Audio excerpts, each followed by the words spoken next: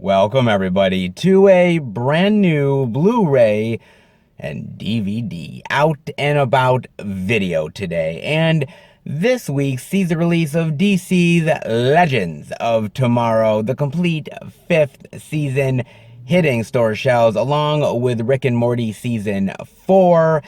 A little 4K love this week with two 4K upgrades, one for the 1987 war flick Full Metal Jacket and the other for the 2014 musical drama Whiplash. Plus, Paramount Pictures looks like they are re-releasing a bunch of their older back catalog. And for some of you movie lovers out there who have missed out the first time around, quite the lucky opportunity indeed. Definitely get up on that one. Plus, much more. So let's go see the deals, exclusives, and we're at our first location, Walmart. So let's go in and see what they got.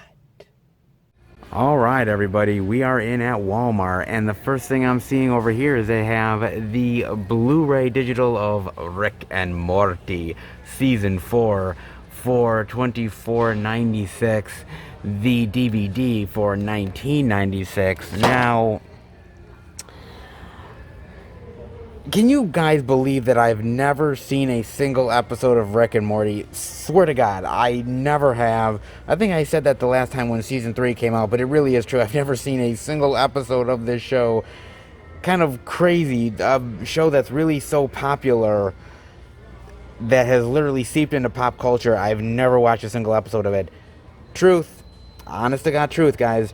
But I have heard really nothing but great things about this show. I really honestly have. That it's sick and it's twisted and demented and extremely funny, and the humor is extremely bent, but it's so fun to watch and such a really interesting show to dive into. The characters are really funny, hilarious. The designs, the animation, a little demented, but from what I hear, this is humor that I would definitely get into. I am actually very interested to check Rick and Morty out eventually, one of these days. Do you guys think I would like Rick and Morty? You guys think it would be up my alley, my type of humor? I mean, you guys know me enough now that you kind of know what I like and what I don't like. You think I would like this? Very curious as what you guys think. Do you think that Rick and Morty is really great, all 4 seasons? Do you think that it's not as good as maybe the earlier stuff? Definitely let me know. I'm curious as what you guys think of Rick and Morty Season 4. Dying to know about this one, guys. So they do have that. They also have The Secret Dare to Dream, the Blu-ray, DVD, and digital for $19.96, and the DVD for $14.96. Now, I know this came out this week. I did not get a chance to watch this. I actually was almost going to, but there was a couple things I wanted to rewatch and watch, and this one was honestly on the back burner. If I got to it, great. If not, whatever. Now, I believe this is one of those sort of faith-based, believing in faith movies. Am I wrong? Oh, I am not, because look at that wonderful dove symbol. Oh, dove approved, baby. Our first one of the week. Very nice. Yes, definitely faith-based indeed. Best-selling book. Well, Miranda, a young widow trying to make ends meet, raising her 3 children and dating her boyfriend. Okay, an inspiring, heartwarming film that shows you positive thoughts can transform our lives.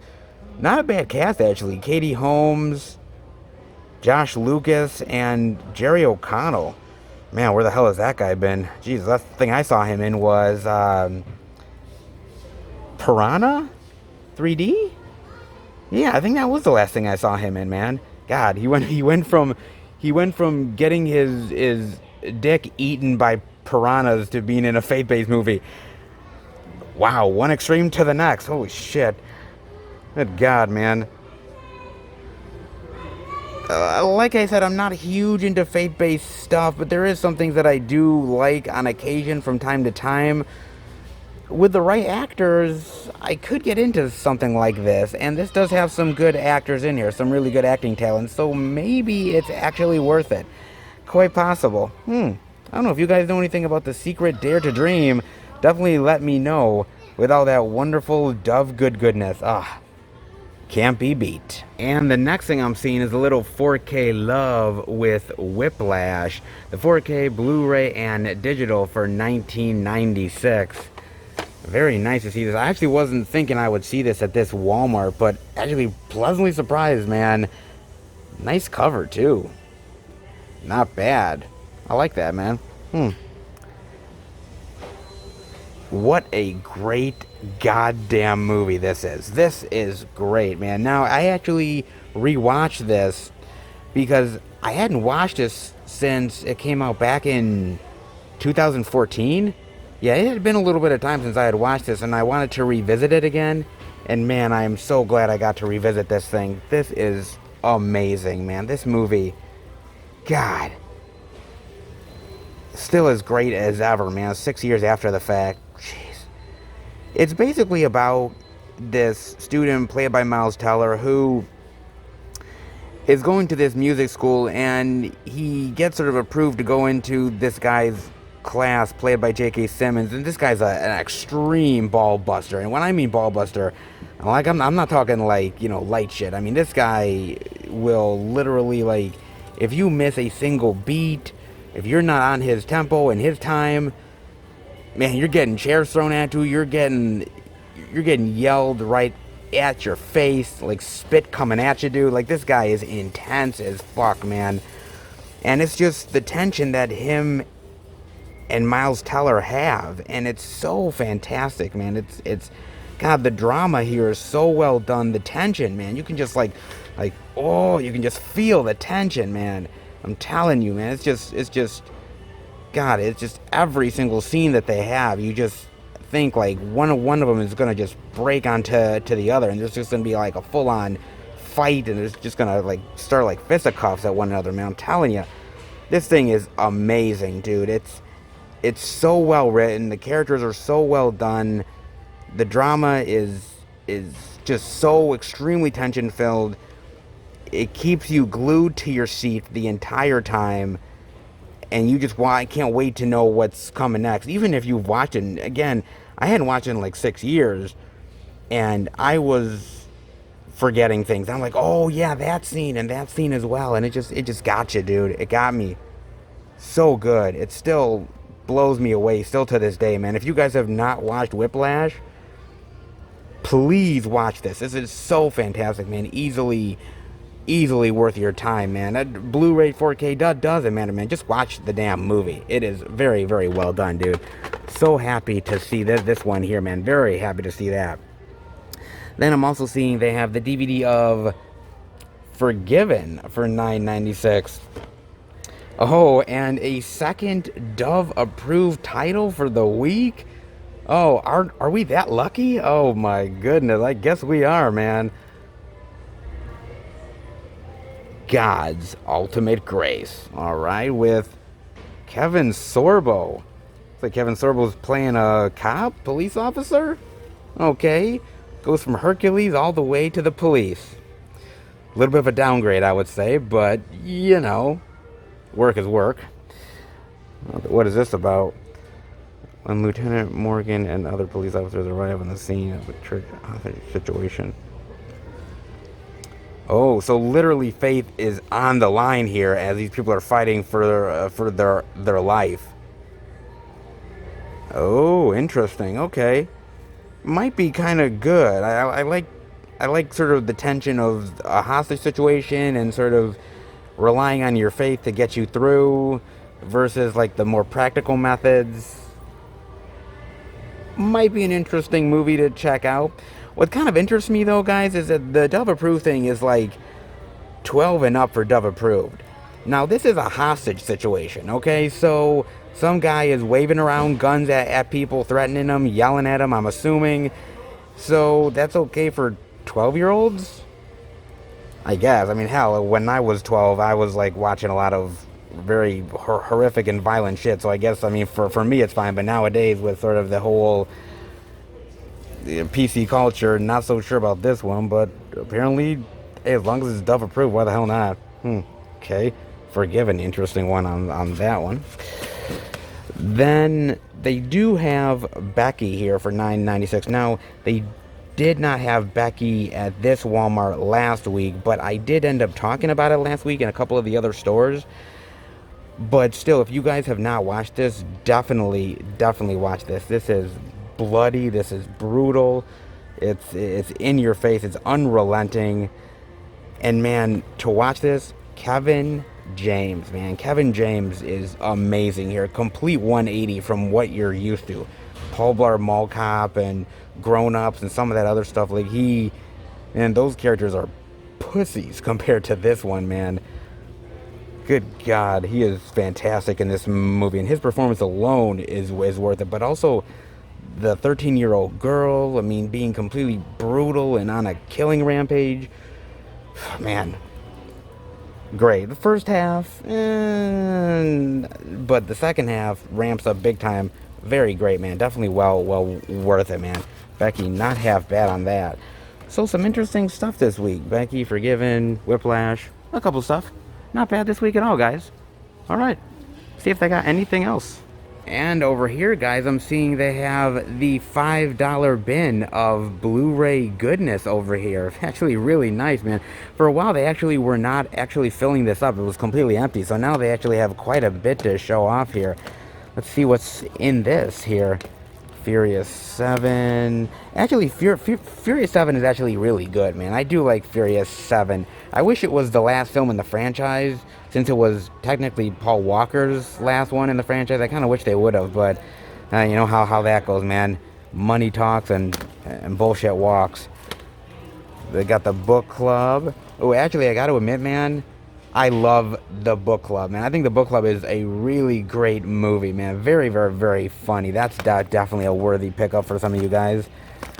The Shaft movie with Samuel L. Jackson, not bad here. Interesting. It's a decent movie. I mean, basically worth it for Sam Jackson, man. It's my duty to please that booty. Sam Jackson, of course, it's his duty. Come on, man. Got Shaft. The 09 Star Trek. Oh my God, man, so good.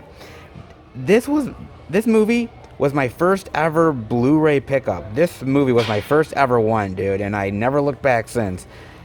I remember my friend John showing me this movie to sort of get me into Blu-ray, and the opening sequence with the ships fighting and everything, man, on Blu-ray blew my fucking mind away, man. I've loved Blu-ray ever since. That, Star Trek, Instant Family, Jack Reacher. Actually, Jack Reacher is actually a really great movie. Tom Cruise actually does a really great job with this role. Actually, the first Jack Reacher is really good. The second one, the second one's kind of sucks, but the first one's actually really good, man. Another Tom Cruise one, Oblivion. Very nice. This is a really great one, man. I do like this. I like this sort of sci-fi mystery drama. It's actually really good, man. Way better than I think people ever gave it credit for. This is a good one people need to check out. Oh, Dracula Untold, another one. This is another really great one. This movie, if I'm not mistaken, was supposed to start off the whole, like, Universal monster revival thing, and then unfortunately it kind of flopped at the box office, and then they're like, whoa, wait. It's not actually the start of it. We're just kidding, guys. But honestly, I saw this in the theater, and I really loved it. Bob and I really enjoy this flick, man. It's a very underrated movie. Really enjoy this one, man. It's not bad. Lucy, a really great sci-fi flick with Scarlett Johansson. Very underrated. Some people really don't like this, but this is a really good one. Not that. Churchill Out of the Shadows. Not a bad movie. It's not terrible. I like the first one a little bit better. 2-film collection of Gremlins and Gremlins 2. You guys know my thoughts on these classic movies.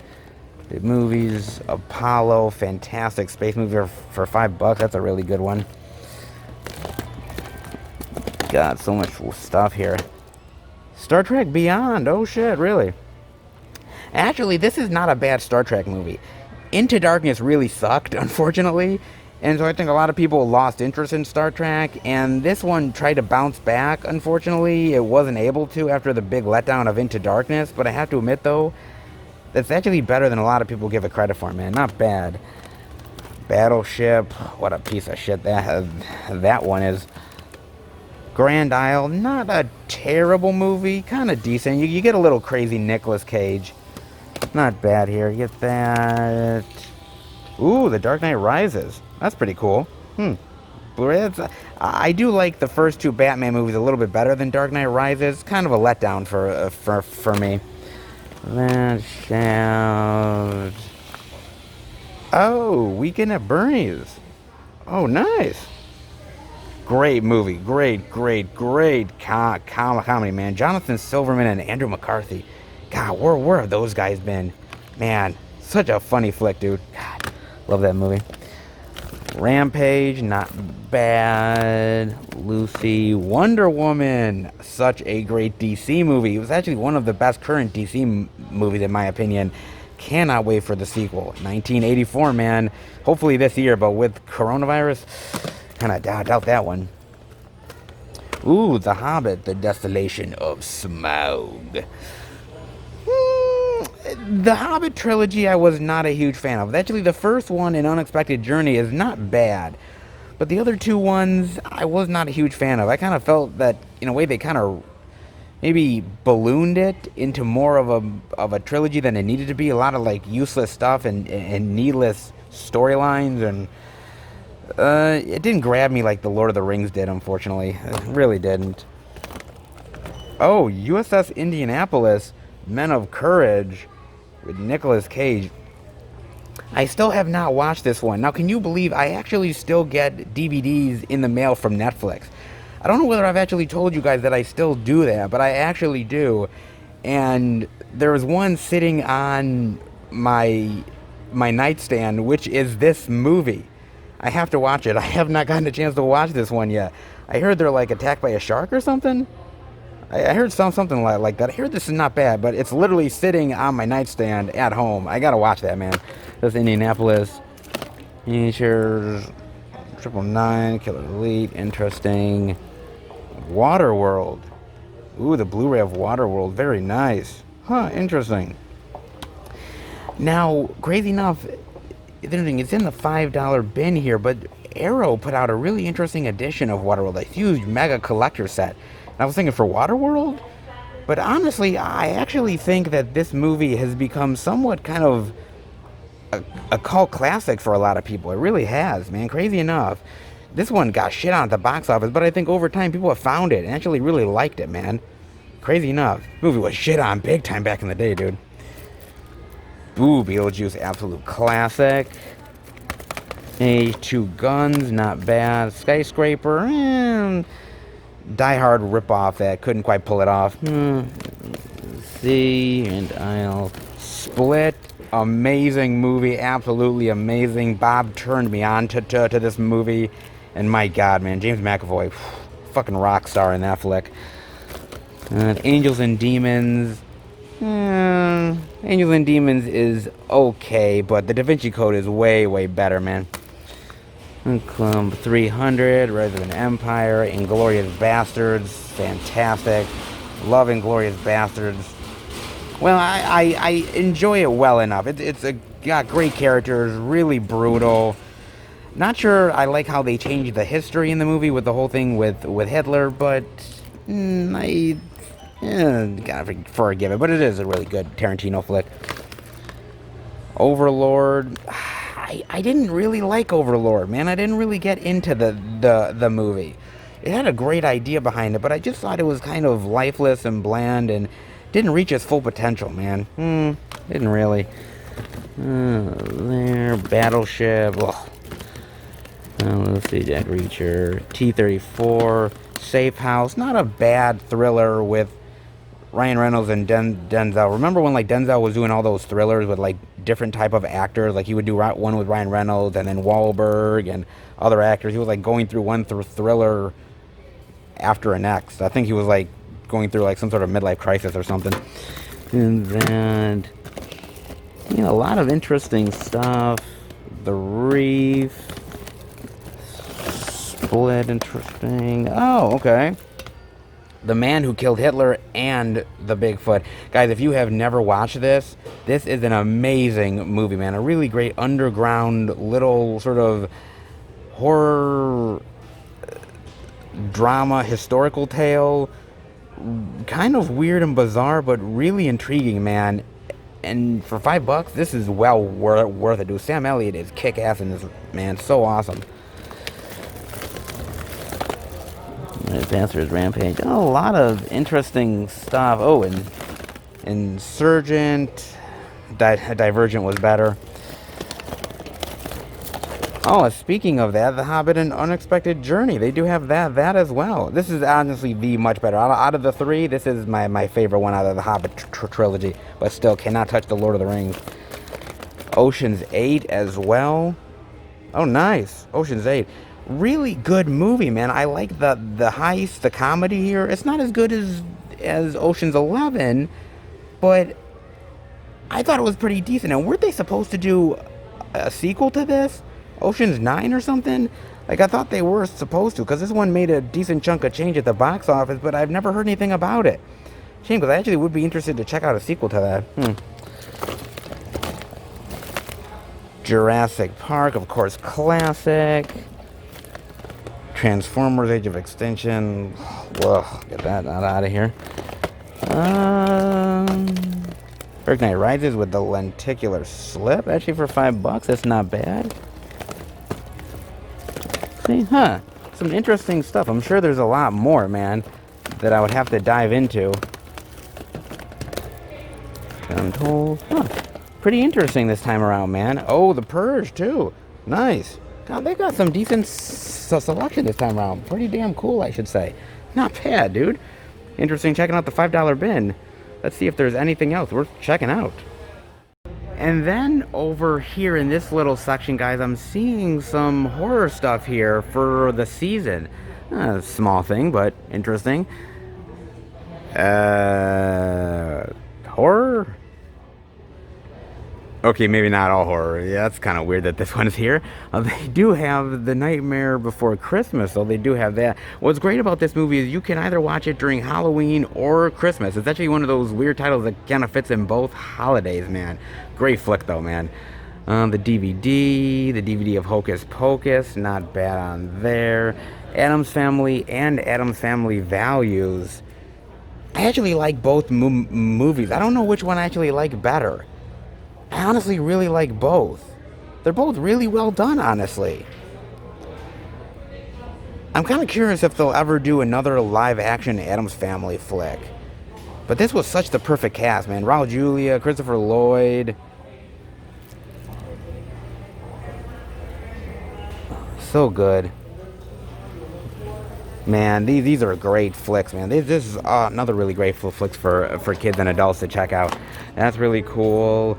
Of course, the animated Addams Family is not bad. Horror? Well, probably watching Flipper and Leave It to Beaver is horror, but yeah, I kind of doubt that one, guys. We also have Halloween Town and Halloween Town 2. I have never seen any of the Halloween Town movies. I never have. I really haven't heard about them. Even when I was a kid, I never heard about the Halloween Town movies. I'm actually curious, are they classics? Are they like ones that are like must-watches? I'm kind of curious what you guys think of that. Halloween Town 2. I know people talk about them a lot as classics kids watch, but I have never actually gotten a chance to watch either of those flicks. Coco, which is not exactly horror, but it does have skeletons in it though, so yeah, they have that. The Friday the 13th 8 movie collection for all you Friday the 13th lovers out there. $19.96 is not a bad price, but that box set is so close. I can taste it. Well, that's if I'm getting it. You guys will have to find out soon enough. But if you're looking for a cool set on the cheap, not a bad one. 4 movie collection of Thrills and Chills, Pet Sematary. This is the remake. Quiet Place, Crawl, and Overlord. the best one out of these four is clearly A Quiet Place, man. That's clearly the best one. After that, I would say Crawl and Pet Sematary and Overlord. Probably say the better one is Overlord, but this is a set I wouldn't love because the only thing I'd be interested in is actually A Quiet Place. Universal Classic Monsters Collection, very great. If you guys have never gotten into the Universal Monsters, what a great time to do it, man. Old school, black and white, not really gory and bloody, obviously, but it's one of all of these monsters reshape the genre in fantastic ways. Really great.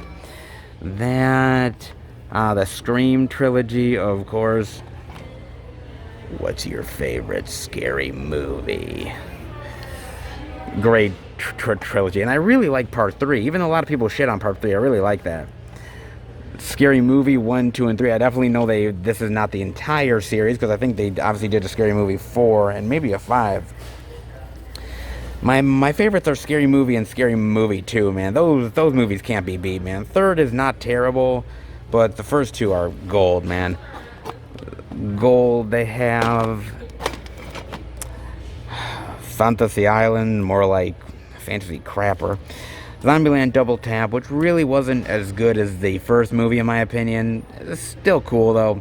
Escape Room, not a terrible movie. I do know they're making a sequel to that. Classic Halloween, enough said. 3 from Hell, really good. Scary Stories to Tell in the Dark, actually really a great fun one. And I know they're doing a sequel to this now. Really looking forward to that. Brightburn, good potential, not completely filled, but pretty decent. Quiet Place, awesome. 31, wasn't a huge fan, man. Rob Zombie, he's got potential as a director, and this had some interesting ideas, but it's kind of a bore to me, though. I know a lot of people really like 31, but it was a real bore to me. And then I'm seeing they have actually 2 interesting film collections. They have Hellraiser and Children of the Corn. Wow, interesting 6-film set of Children of the Corn. Oh, so they don't have the original. Okay, on here. They have 2, 3, 4, 5, 6, and 7. And I think they actually made more Children of the Corn than just those ones. I think they made a hell of a lot more, actually. Damn, man. I've seen the first one, and I think I may have seen the second one a long time ago, but outside of that, dude, I definitely have not seen all of the Children of the Corn movies. I'm kind of scared to actually watch all of them, because I've heard some, oh my god, I've heard some really bad stuff about the other Children of the Corn movies. I mean, really, like going down the toilet pretty bad, dude. God, this is one of those franchises that they just milked for everything, man. I'm literally, that cow is bone dry as shit, man. You can't get no more milk out of that motherfucker. God. Like I said, the first one's great, but outside of that, I have no idea, and I definitely don't want to find out, man. If you guys do know much, definitely let me know. It's interesting they got that here. And then they have the Hellraiser collection, the 6-film set, which includes the 3rd, 4th, 5th, 6th, 7th, and 8th. So they don't have Hellraiser or Hellbound on here, starting from 3 on. Honestly, see, these movies aren't terrible. They're just not. They're not really great movies either. They're kind of duds. The problem is a lot of these movies were just random scripts lying around, and they just punched it up to include Pinhead and some of the other characters in it, so it's not really true Hellraiser movies exactly. I mean, except for Hellraiser 3, which Hellraiser 3 is the weaker of the first 3 movies, but it's actually, out of this lot, actually one of the more stronger ones. Bloodline is the one where they tried to explain the whole, like, cube thing, and they tried to do Hellraiser in space, and yeah, that didn't turn out so hot. However, out of the 6 of these, actually my favorite one is Inferno. I really like Inferno, even though that's a straight-to-DVD one. That's actually a really good one about this crooked cop, and he opens up the cube, and sort of his life gets twisted around. Like, I really like an Inferno, man. The other ones, yeah, cheesy crap. I mean, I only like a few of the Hellraiser films. Outside of that, not so much. Pinhead is classic, but some of the movies he's been in, unfortunately, not so much, guys. Well, a shame on that. But again, hey, if you're looking for a little cheap horror collection action, 12.96 for some cheapo horror. Hey, who the hell can beat it? Some interesting stuff this time around. Not half bad, man. Okay, let's head out. Not so bad this week, guys. Not bad at all, honestly. Especially with some of the stuff they had this week. I was honestly hoping maybe we would get a little bit more. Maybe the 4K of Full Metal Jacket. And maybe other couple items that I knew came out this week. But look, this Walmart is very unpredictable. You don't really know what you're going to get week in and week out. And sometimes, look, we know that some weeks we've literally gotten nothing. Nothing at all. So, hey, I'll take it. But also, actually, some interesting stuff in the $5 bin. Some interesting sort of horror and collection sets over in that little area that I saw.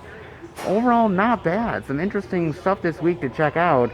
And sometimes we don't always get that with this Walmart. So be thankful, man. Be thankful for sure. And look, they still got some of the horror stuff. Not bad. It's a little picked over, actually, honestly. And a lot of it is empty. But that's actually only a good thing, because that means that people are actually interested and are buying it.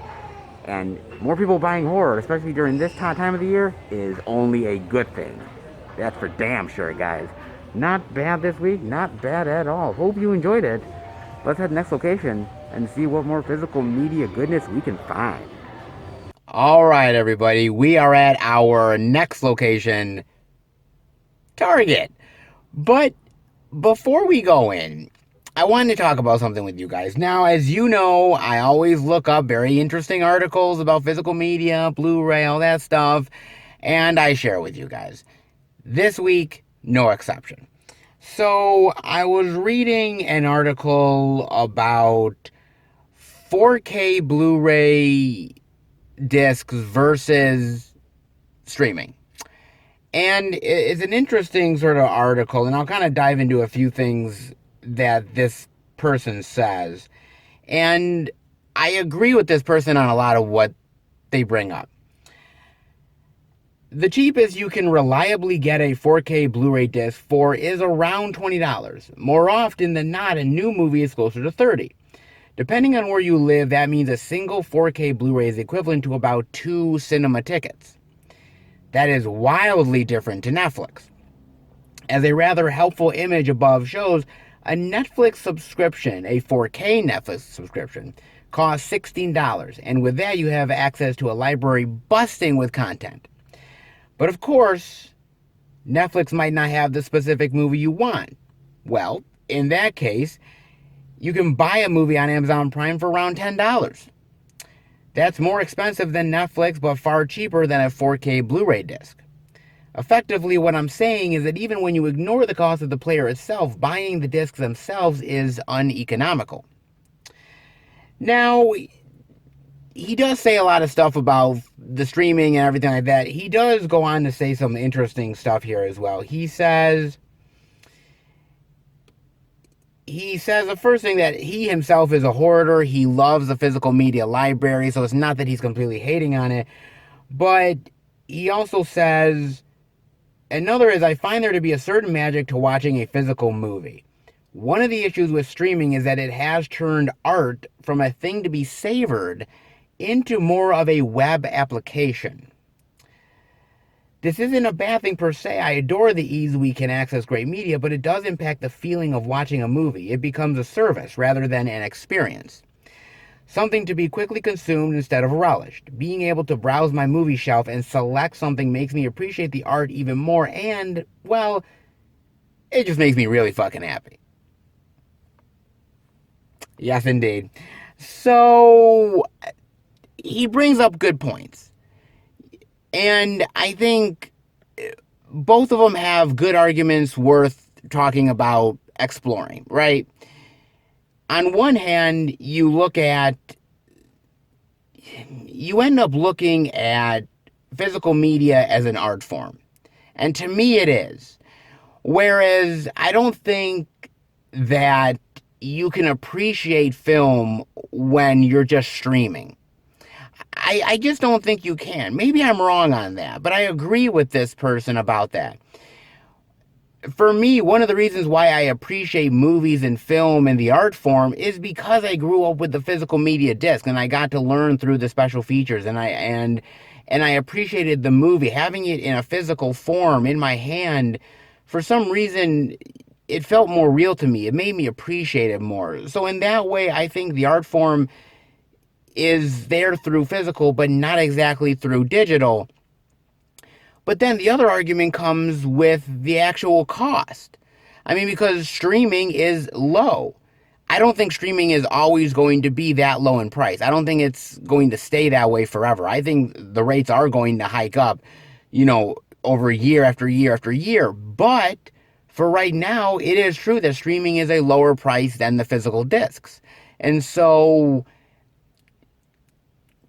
it's hard to say to somebody, right? Because I end up actually I make a budget and I end up saying, okay, this is how much I'm going to spend month in, month out. And I may, go over by a few dollars or under by a few, depending. But that's my general goal as I make out a budget. But for somebody who's picking between, okay, well, I can get this Netflix subscription for this, or I can get this 4K movie for that, there's not much of an argument because the Netflix streaming is going to give you more content for a lesser cost. It's really tough to have an argument for physical when the physical discs at times are too high of a price to really get people engaged in buying physical media. I think this pandemic has opened up a lot of people's eyes about physical media. And I think that some people have come to really appreciate physical because of the pandemic and, some of these movies and the representation of them and the originality and keeping that and keeping the original interpretations in check. I think that is a part that has resonated with people. But I think the cost is still an issue to this day, man. And I get it. Look, 4K costs more money. Physical disc costs more to produce. You're not going to have new releases be $5 or $10. I mean, damn, would that be great? I mean, I'd fucking love that. But I don't think that's actually going to ever be something that's coming to fruition. But at the same time, is the content on these subscription services worth it for the cost month in and month out? I mean, my friend Bob has come out and said, look, man, I sometimes will watch a ton of content on these streaming sites, and then after a certain point, I got nothing left, so I'm done.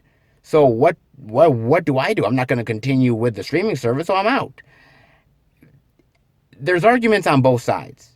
What's right? What's wrong? I think that mainly has to do with the consumer. Are you for the art form? Are you for the physical disc? Are you for the actual money aspect of it? And you can see advantages and disadvantages on both sides. I think it's really fascinating. And going forward, I'm very curious of how these messages are going to resonate to consumers over the years. I see more people heading towards streaming, but I do see physical coming back into the consciousness. It's an interesting argument, for sure. And I'm very curious of what you guys think about it. Definitely let me know. In the meantime, well, hey, some interesting stuff at the first Walmart, so that kind of means that we're going to get some cool stuff here at Target, right? Let's hope. Only way to find out is to go inside, so let's check it out. All right, everybody, we are in at Target, and the first thing I'm seeing over here is they have the Blu-ray DVD digital of The Secret Dare to Dream for $32.99, the DVD for $24.99. And when I was looking at this at Walmart, I was thinking about Katie Holmes, man. And God, is it just me, or I miss the good old days of Katie Holmes, man? I really honestly do. Oh man, back in the day, Disturbing Behavior, Go, Teaching Mrs. Tingle. Do you guys remember that old school one? Teaching Mrs. Tingle. Man, that takes me back. And of course, she was in Dawson's Creek and everything. I mean, she was popular. She had done some stuff, man. She was one of those teen actresses that a lot of girls really gravitated to. And then she married Tom Cruise. And we all know what that happened. Scientology and living with him. And from all accounts, like, he was really controlling or something. And, like, she had a kid. And I guess with Scientology, I guess they live in, like, some sort of weird communal residency or something, and like they wouldn't let her go and she had to try to escape from him or something. Like, it was wild shit, man. And she's kind of getting back into movies now, but she's not like what she used to be. Like, remember, like, stuff like, she was in The Boy, Brahms 2, and that was really not that great. And then she was also in she was in like Mad Money, and she was in a few other things that were really not that great. And yeah, I mean, she's trying to get back into the world again of acting after being literally consumed by Scientology and Tom Cruise. God, what a crazy wild story that must be. But now she's trying to kind of get back into the world, but I don't know if she can ever really do that. I mean, she was at the height of stuff with like Batman Begins and movies like that, and then shit, that's what Scientology will do to you, man. It'll fuck you up. It'll ruin your career. I guess once you sleep with Tom Cruise, it's over. God, I really feel bad for Katie Holmes now. She ain't what she used to be, and I doubt she'll ever get back to there. But remember when she used to be the greatest back in the day?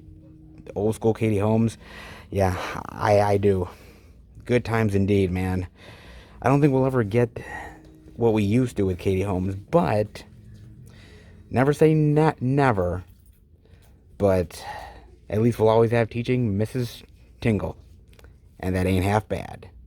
And then I'm seeing over here they have the DVD of Beckman for $16.99. What exactly is Beckman? Omission of Vengeance. Jeff Fahey, William Baldwin, of course. Of course, man. Another Baldwin brother, straight to DVD action flick. All right. I was missing some of the Baldwins in there, straight to DVD action flicks. So it was about time to get back into that again. Aaron Beckman is finished, done with a life lived in the shallows. As a cruel gun for hire, now his soul cries out for healing, peace, forgiveness, and grace. In desperation, he appeals to the church and is welcomed by an ailing pastor like a lifelong lost son. However, his journey towards salvation is cut short when his adopted daughter is kidnapped by... Ooh, okay. Alright, so it's like retribution, revenge. Oh, and kind of faith as well? Kind of faith-based as well. I'm curious, this is not a Dove-approved movie, but then again, I don't think they would approve this for 12-year-olds. But then again, they approved a movie about a hostage situation for 12-year-olds, so why not, Beckman? Nice special feature. It looks interesting. Wait a minute, is that? Oh, hey, that's Paulie. Yeah, that's Paulie. Yeah, Paulie from the Rocky movies. Paulie. Oh, very nice, man. Oh, that looks really cool. Paulie. Nice. Very interesting, man. Oh, cool. Whoa. Well, that's cool to see him doing more work. God, I haven't seen him in a movie in, geez, forever. Whoa. Nice. I love Jeff Fahey, man. Jeff Fahey is really cool from back in the day. A lot of people found him through Lost. He's really great. I know him from way back in the day, but, more people found him through Lost and everything. But William Baldwin, Burt Young. Cool. Not half bad. I gotta kind of see about this one. Pretty cool. Then they got the Blu-ray digital of Red Shoes and the Seven Dwarves for $14.99. Oh, and of course, another Dove approved one. My God, we've seen three Dove approved ones so far between both Walmart and Target. Dove approved is bringing out the big guns this time around, man. Your true self is the fairest of them all. Oh, very nice. Chloe Grace Moretz, Sam Claflin. Interesting. Looks like interesting animated fairy tale flick. Kind of does. Meets The Wizard of Oz meets Tangled. What is this? The outrageous fairy tale spoof starts as Snow White, fair of red shoes, and transforms her into a princess. Meanwhile, a witch's curse turns 7 brave princes into dwarves, forcing them to seek out the princess, hoping for a kiss to break their spell together. They must face Snow White's wicked stepmother, who will stop at nothing to get her precious shoes back, and along the way learn that true beauty lies within. Very interesting. All right. Well, it kind of, I guess, kind of looks interesting. Kind of an interesting twist on a fairy tale. And I do like interesting movies that take that twist in fairy tales. Like something like Shrek or something like that, that kind of does a little bit unique take on it. This kind of looks like that, man. Probably a good one for kids. Not something I would probably watch myself, but interesting. And they all have to make out with the princess together. And I thought threesomes were complicated. Oh, baby. Yeah, good luck with that one, lady. Interesting flick, man. I'm sure it's probably good for the kids. Not bad on that one. Huh. Definitely haven't heard of that. If you guys have, definitely let me know. That and Beckman. Interesting. And, of course, some more wonderful faith-based fun here that the Dove-approved folks love to put out on shelves for you. Not bad, guys. Interesting. Oh, let's see if they have anything else to show off. I want to let you know, guys, while I'm showing off the physical media over here, you might be hearing, like, babies cooing or, you know, laughing or something. No, it's not that there's a lot of babies here at Target for this very moment. It's those things. If you go over here, right, look at this.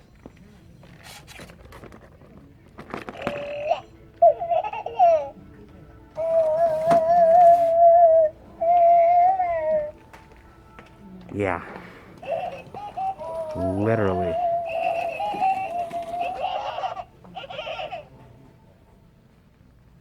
Oh my God, they're terrifying. It's literally the root of all evil.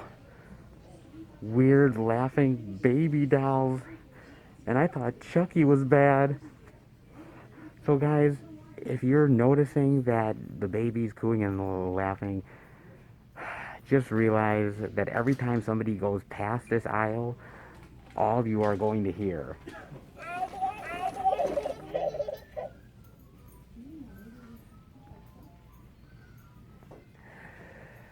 Sorry for the intrusion, but why would they put them there? Just to mess with me, I know they did. Ugh.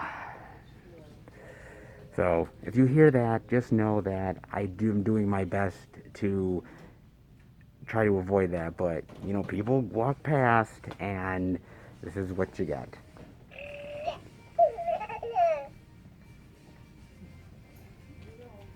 And then over on this side, I'm seeing they have the PBS Master Victoria, the complete seasons 1, 2, and 3 for, yeah, no price, guys. So can't tell you what the price is on this one. When Tom Hughes, PBS. I know PBS does a lot of these sort of Victorian type of shows and movies, so I guess I shouldn't really expect anything different or interesting. But I guess if you guys like this kind of stuff, I mean, being on PBS, kind of cool actually. Not bad, right? Kind of interesting, I suppose. I have the PBS of that wonderful masterpiece, Victoria. I used to watch PBS back in the day, like long time ago, man. I didn't know they were still doing interesting original programming. I thought this would be more for something like the BBC, or maybe it was originally part of the BBC. I don't see that it was. Interesting. They do have Victoria. They also have the DVD of DC's Legends of Tomorrow, the complete fifth season for... There is no price for this one, so I have no idea on this one, guys. But that cover, though, that cover is great. Look at this cover. It's so awesome, man. That's such a really great, fantastic cover, dude. God, so great. These look so old school to me. Like, such classy, old school, like, artwork. Oh, so awesome, man. Nice. Now, to be fair, I've never seen any of DC's Legends of Tomorrow. It's always looked interesting to me and intriguing to me, but I've never actually gotten a chance to watch it. But I did look online and see some thoughts and people's general opinions on DC Legends of Tomorrow and the fifth season. Now, what's interesting is that from what anyone sort of tells me about the show is basically in a nutshell, this show, the first couple seasons, started out as a traditional superhero show. People really got into it. People really liked it. And then what ended up happening is that around the beginning of the third season or so, it started to change. It went a little more odd, a little more goofball, a little more parody, making fun of itself, making fun of the superhero genre, and generally kind of just being a little offbeat compared to some of the other CW show stuff. And I think at first it turned a lot of people off. And then I think people started to sort of get into it and the kind of quirkiness of it. And people started to enjoy it. I think this is one of these shows that it's an acquired taste. It's not like your average predictable superhero stuff. It's a little bit more off the beaten path than that. But I have seen some people talk about the fifth season and actually said it's not half bad, honestly. It's a pretty decent show. And that the fifth season is actually not half bad. It's got some good plot lines, some good story characters. Constantine, who used to have his own show, is now on DC Legends of Tomorrow, actually has some great storylines and some interesting characters, and they sort of time travel to different eras. People said this season was not half bad. It's only about 15 episodes from what I know, and I don't think that the show was stopped by the pandemic. I think they were originally scheduled for 15 episodes, and that's what they ended up finishing off with.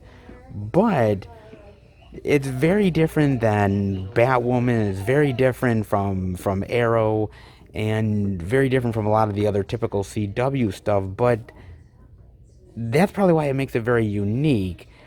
Again, it's not for everybody, and I think if you're a traditionalist for DC or a traditionalist for a lot of, this same old predictable CW stuff, I don't think DC Legends of Tomorrow might be for you guys. But if you're into offbeat superhero stuff, then this might be down your alley, at least from some of the stuff I've seen on YouTube and online, some of the reviews. If you guys know much about this, the fifth season, your thoughts on the show, definitely let me know. At first it seemed very predictable, the same thing, and I thought, not sure I would like that, but now that I'm hearing it's very unique and weird, might be something I'd actually like. Definitely let me know about this one, guys. And then the other thing I'm seeing is they have the DVD of Rick and Morty Season 4 and the Blu-ray digital for, yes, no price yet again, guys. Hate to say it. Now, even though I've never seen Rick and Morty, I do like a lot of weird, offbeat animation humor. Back in the day, I used to watch Beavis and Butthead. I used to watch that religiously. Love that show, man. Something like Celebrity Deathmatch, I really enjoyed. Robot Chicken, I watched for a long while, but before I got rid of cable. Even a show like Daria. Do you remember Daria? Way back in the day? And that was sort of kind of teen, angsty, interesting animation stuff from way back, dude. I remember that. That was good times, dude. And there was even, I forget the name of it, but there was an animated TV show with this detective who was a duck, and it was really like crude humor and very sexual and so not for kids. But I really got into that show. I was watching it like late at night sometimes, and I was like, man, this is so weird and bizarre, but dude, this was so cool. And yeah, I used to watch some of the weird off-ball animation stuff, so Rick and Morty kind of reminds me of that. Is it in the same vein as some of those shows? Because if it is, then I probably would definitely get into that. I mean, definitely let me know. And it's part of Adult Swim, so it's obviously on Cartoon Network.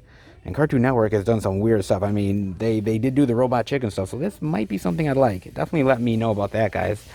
Very interesting indeed. Blu-rays of the TV show stuff, Masterpiece Cinema, and some of the new releases.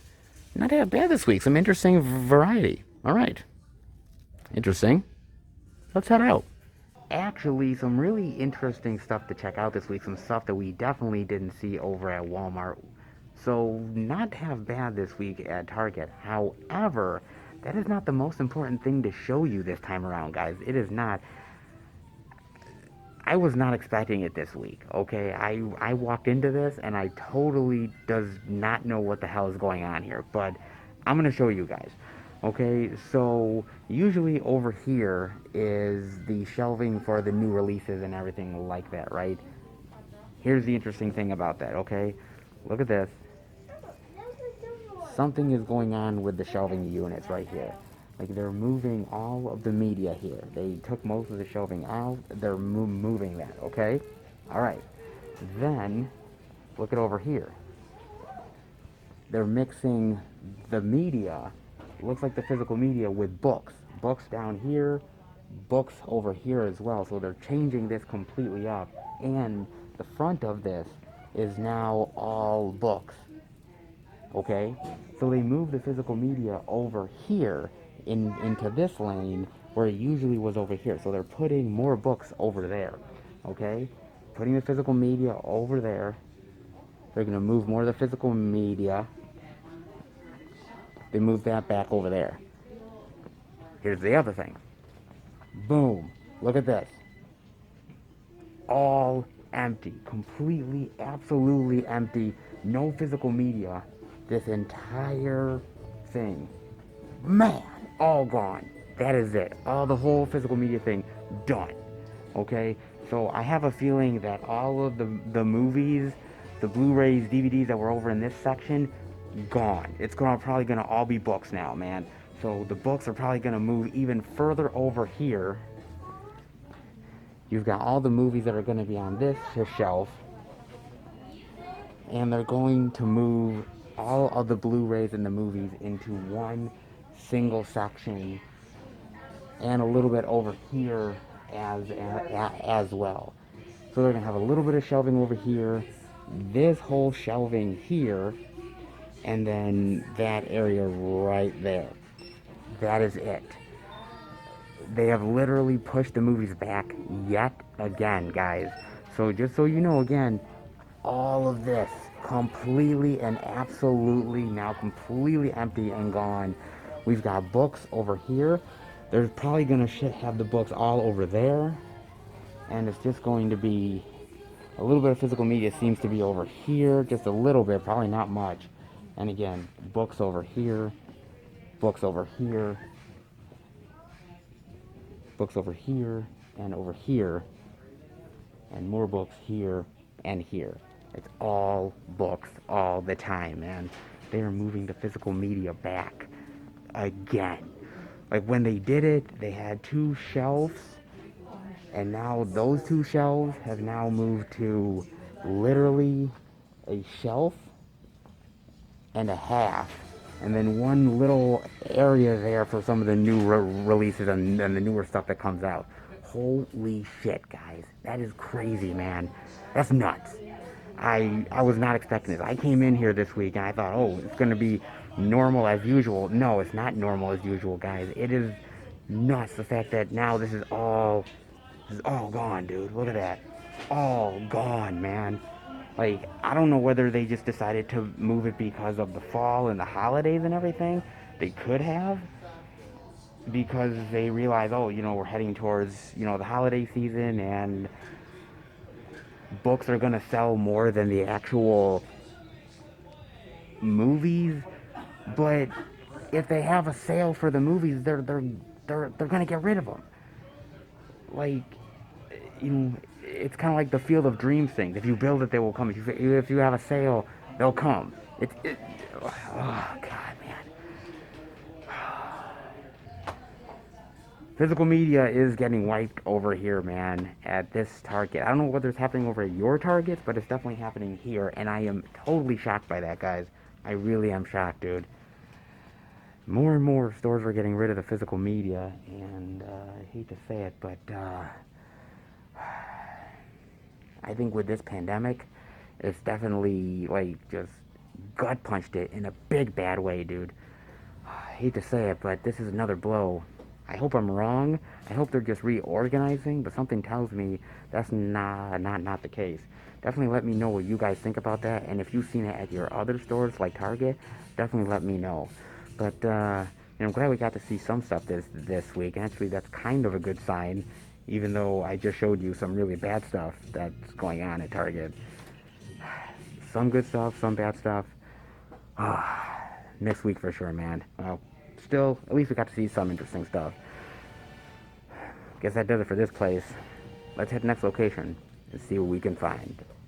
All right, everybody. We are at our third location, the second Walmart. We may or may not film in there. If you guys watched last week's video, you know I was doing something a little bit more different. We might go down that route again. Who knows? Stay tuned. But before we attempt anything, I want to talk about a trailer with you guys. Dropped last week, and it was something that I think everybody was anticipating, and that is none other than The Mandalorian Season 2 trailer dropped from Disney, and man, oh man, this was highly anticipated, and I think it was highly anticipated because, let's be real, guys, the first season was really, really great. I love the first season. I thought it was very well done. I think a lot of people really did. I think the bar was kind of low, so I think everyone was like, oh, hey, man, bar is kind of low, but they jumped past it even further than expected, and I think now going into season 2, I think there's definitely hype for it, definitely anticipation. And the trailer looks good. I like the fact that, Baby Yoda is still there. There's still that great team up between the Mandalorian and the sidekick. And look, when I was watching the show with my girlfriend, every single episode it was like, well, Baby Yoda, and I'm like, no, it's not Baby Yoda.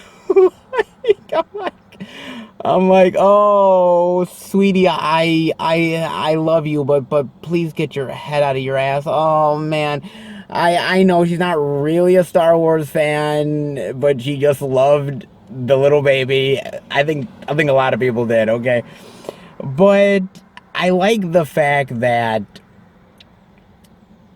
I do like the fact that now he has to take this baby and give him to the Jedi. Now it's interesting because this show takes place between episode 7, and it also takes place between episode 6 and episode 7 is what it takes place in. So I'm kind of curious, like, what Jedis are left? Like, are there Jedis around? And if there is, then why haven't they revealed themselves before now? I'm actually really curious about this. I really am, man. And so, we see some Jedi, it looks like, in the show, it looks like they're, like, hooded figures. I'm curious about their backstory, why they've been hidden for as long as they have. there's some intriguing story there and some things that I'm actually very interested to find out about. I think the season's going to be good, but I do have my reservations. And the reason why I have my reservations is because of there's recently been news that came out that Pedro Pascal, who plays the Mandalorian on the show, him and Favreau and a few other people, they had a little bit of a disagreement. Not a little bit, a lot. Pedro Pascal wanted to show his face more. He really did. He wants to show his face more, and unfortunately, Favreau and them had to push back on it. They did, honestly. And look, it's called The Mandalorian. If you know anything about Mandalorian culture, then they really don't take off their helmets. If Pedro Pascal had learned that, maybe he would have not joined on the show. Who knows, man? I like Pedro Pascal. I like him playing this character, but from all accounts, he actually left the show midway through season 2. So that kind of has me worried. Also, what has me worried is apparently there's also been rumors that the higher-ups in Lucasfilm apparently have kind of been fighting over creative control with Jon Favreau and some of those guys as well.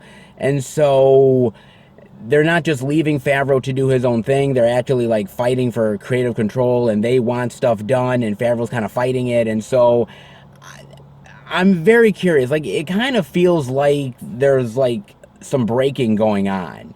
Like the fabric is slowly breaking, and it's tearing apart. Like, again, we could watch season 2, and season 2 could be amazing. So any of these problems might not even show up on the show. It could be possible.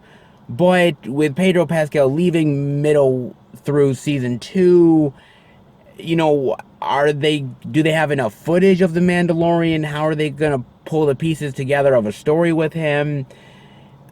With Lucasfilm now wanting more creative control, where's the push and pull going to be at? Are we not going to see Favreau in control as much as we usually have? I'm just not sure, man.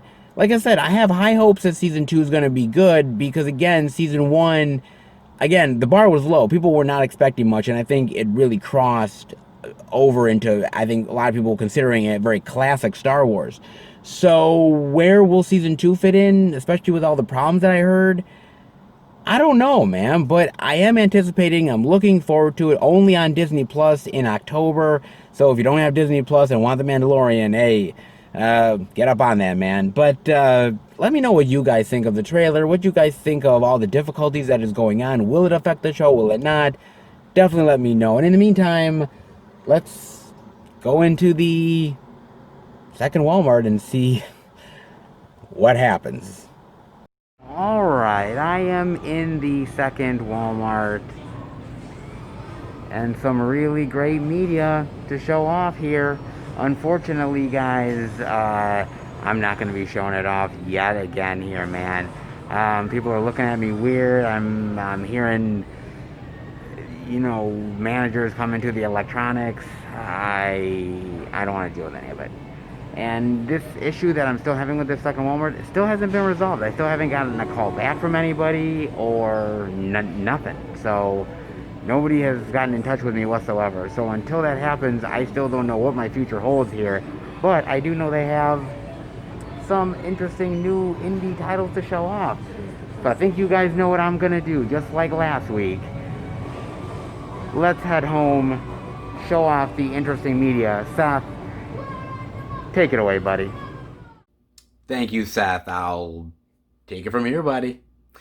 Yes, I am back at the Film Fan 108 pad, and I am going to show you the second Walmart releases, all that indie title goodness. Now, to be fair, I actually wanted to film at the second location. I started hearing management come to electronics, eyeballs all over me, and I'm like, I don't want to deal with it. Now, like I said, I still have not heard back from the complaint that I put in, that some of the complaints that you put in. I still haven't heard anything yet. So, I don't know what to make of it. And yet, I still want to show off the physical media to you guys. I still want to show off the titles that some of these other stores just aren't carrying, and this second Walmart is. Now, I do want to thank you guys from last week's video because when I did it, when I went to these other locations and I showed off the media, and then I went to the second Walmart and I picked up the titles and came back here, I actually thought to myself, like, oh my god, I'm showing off the movies here, like, the subscribers are gonna be really pissed off at me and they're gonna hate on me, and oh, this is gonna be terrible, man. Oh man, what a shellacking am I gonna get from you guys? And actually, no. You guys actually proved that, hey, we really appreciate you going out of your way to show us the media and we understand. And it was really uplifting to me. And it really made me feel like you guys understand what I'm going through. You guys understand that I want to show you guys as much of the media as humanly possible. I really do. And if I can't show it in the store, I still want to show it to you regardless, so why not show it here, man?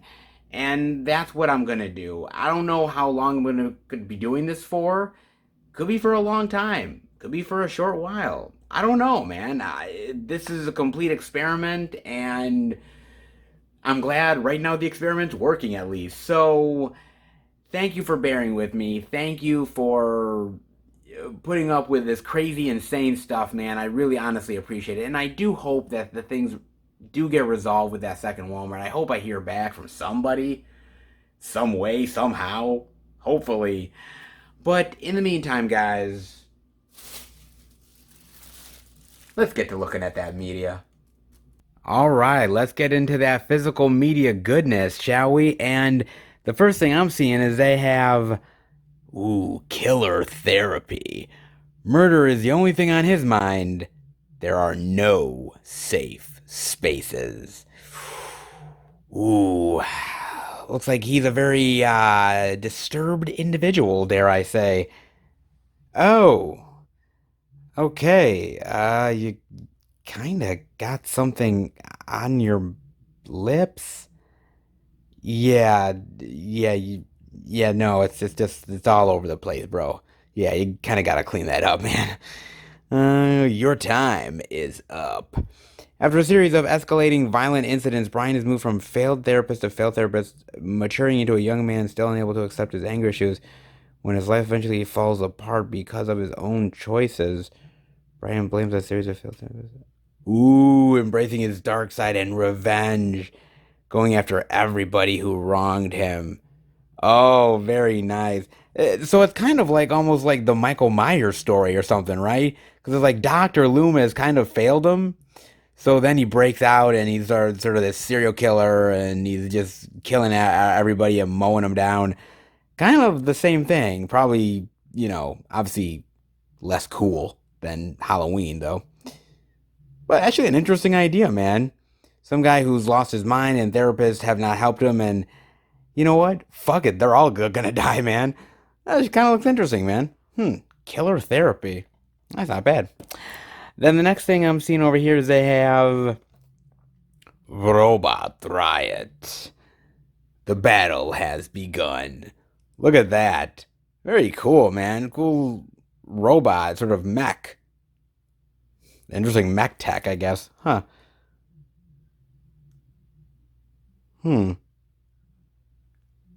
See, Mirchwood or Mechwood. One's a peaceful community.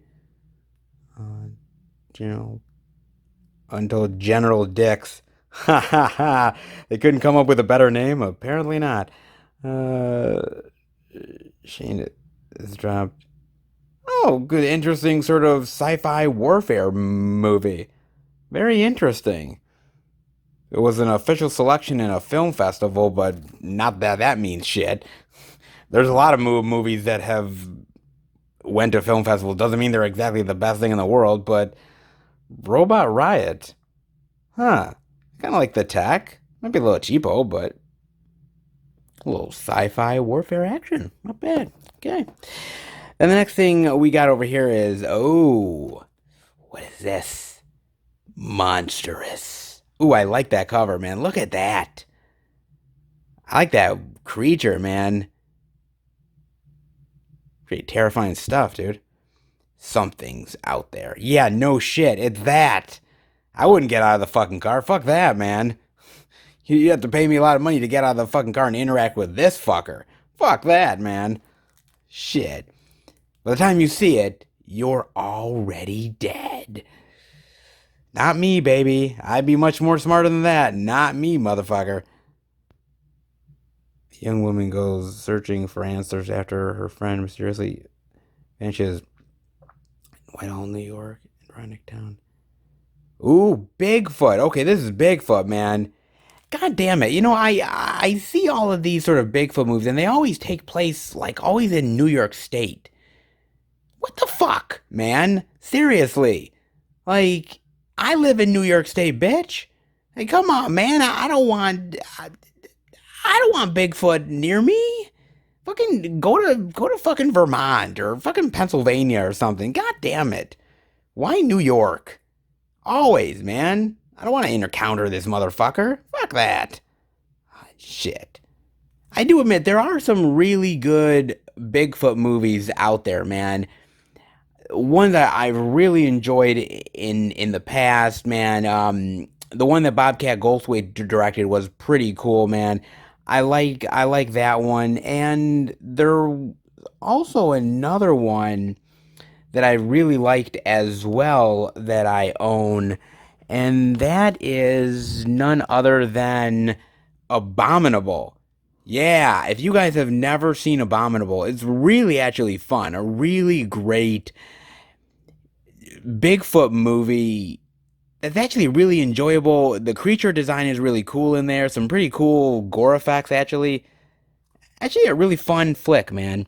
That's actually not bad. I really do enjoy that one. That one's pretty good. So, could Monsters be entertaining? I think it actually has the possibility to be entertaining, man. The creature kind of looks cool. I like the idea behind it. Of course, stupid people stopping, checking out stuff. You know how that goes. Not me, baby. I ain't gonna be that stupid. Fuck that. Then over here I'm seeing... Ooh. The DVD digital of Evil Takes Root. The Curse of the Batty Bat. Man, I don't know about this movie, but I gotta tell you, man, the cover art is great. Like, screw the movie, man. The cover art is fucking awesome. Of course, we've seen how great cover art can be, and in the movie, not so much.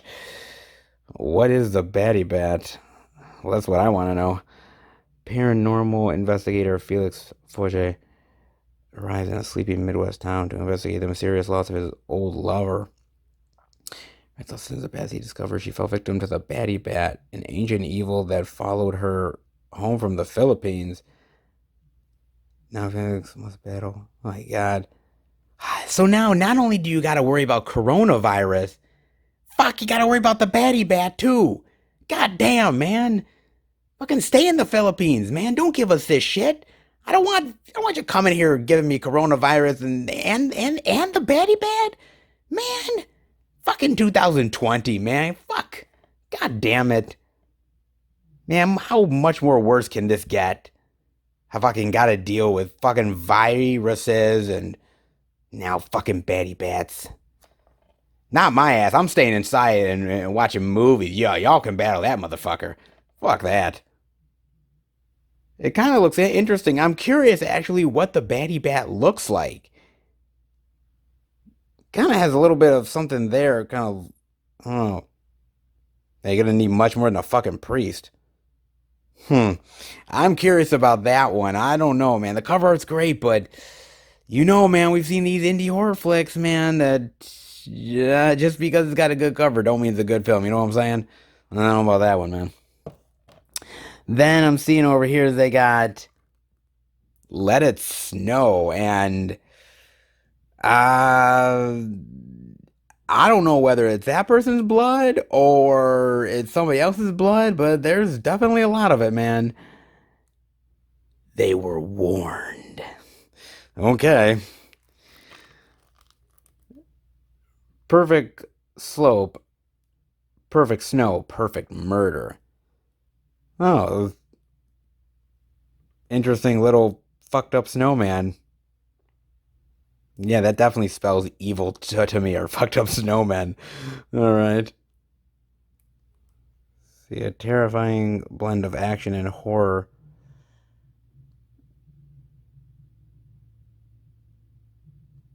Oh, of course they ignore the disturbing tales. Well, of course. Well, we want to ski, dude. So yeah, we want to go in the slopes and fuck the warnings. And I'm like, oh, God, stupid teenagers, or actually stupid people in general. What the hell am I? Some teenagers are smart. Okay, I'll give them credit. Some teenagers are smart. It's just stupid people in general who just can't heed the warnings. I remember all the way back from Friday the 13th with Crazy Ralph, and Crazy Ralph, you'll all die. And I'm like, yeah, and nobody listened, Crazy Ralph. I mean, you're nuts, brother, but you are speaking the truth, man. Nobody listens, bro. Nobody listens. A mass Nobel. Ooh, interesting. Okay.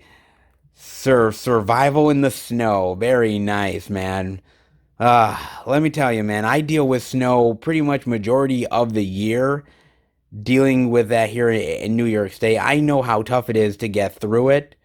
And if a killer is coming after your ass, dude, good luck, man. You are fucked, dude. There's some good, like, killer in the snow movies, actually. Not a ton of them, but a decent amount. Could be a good one. Then I'm seeing over here they have the DVD of Guilt, Vengeance for the Victims.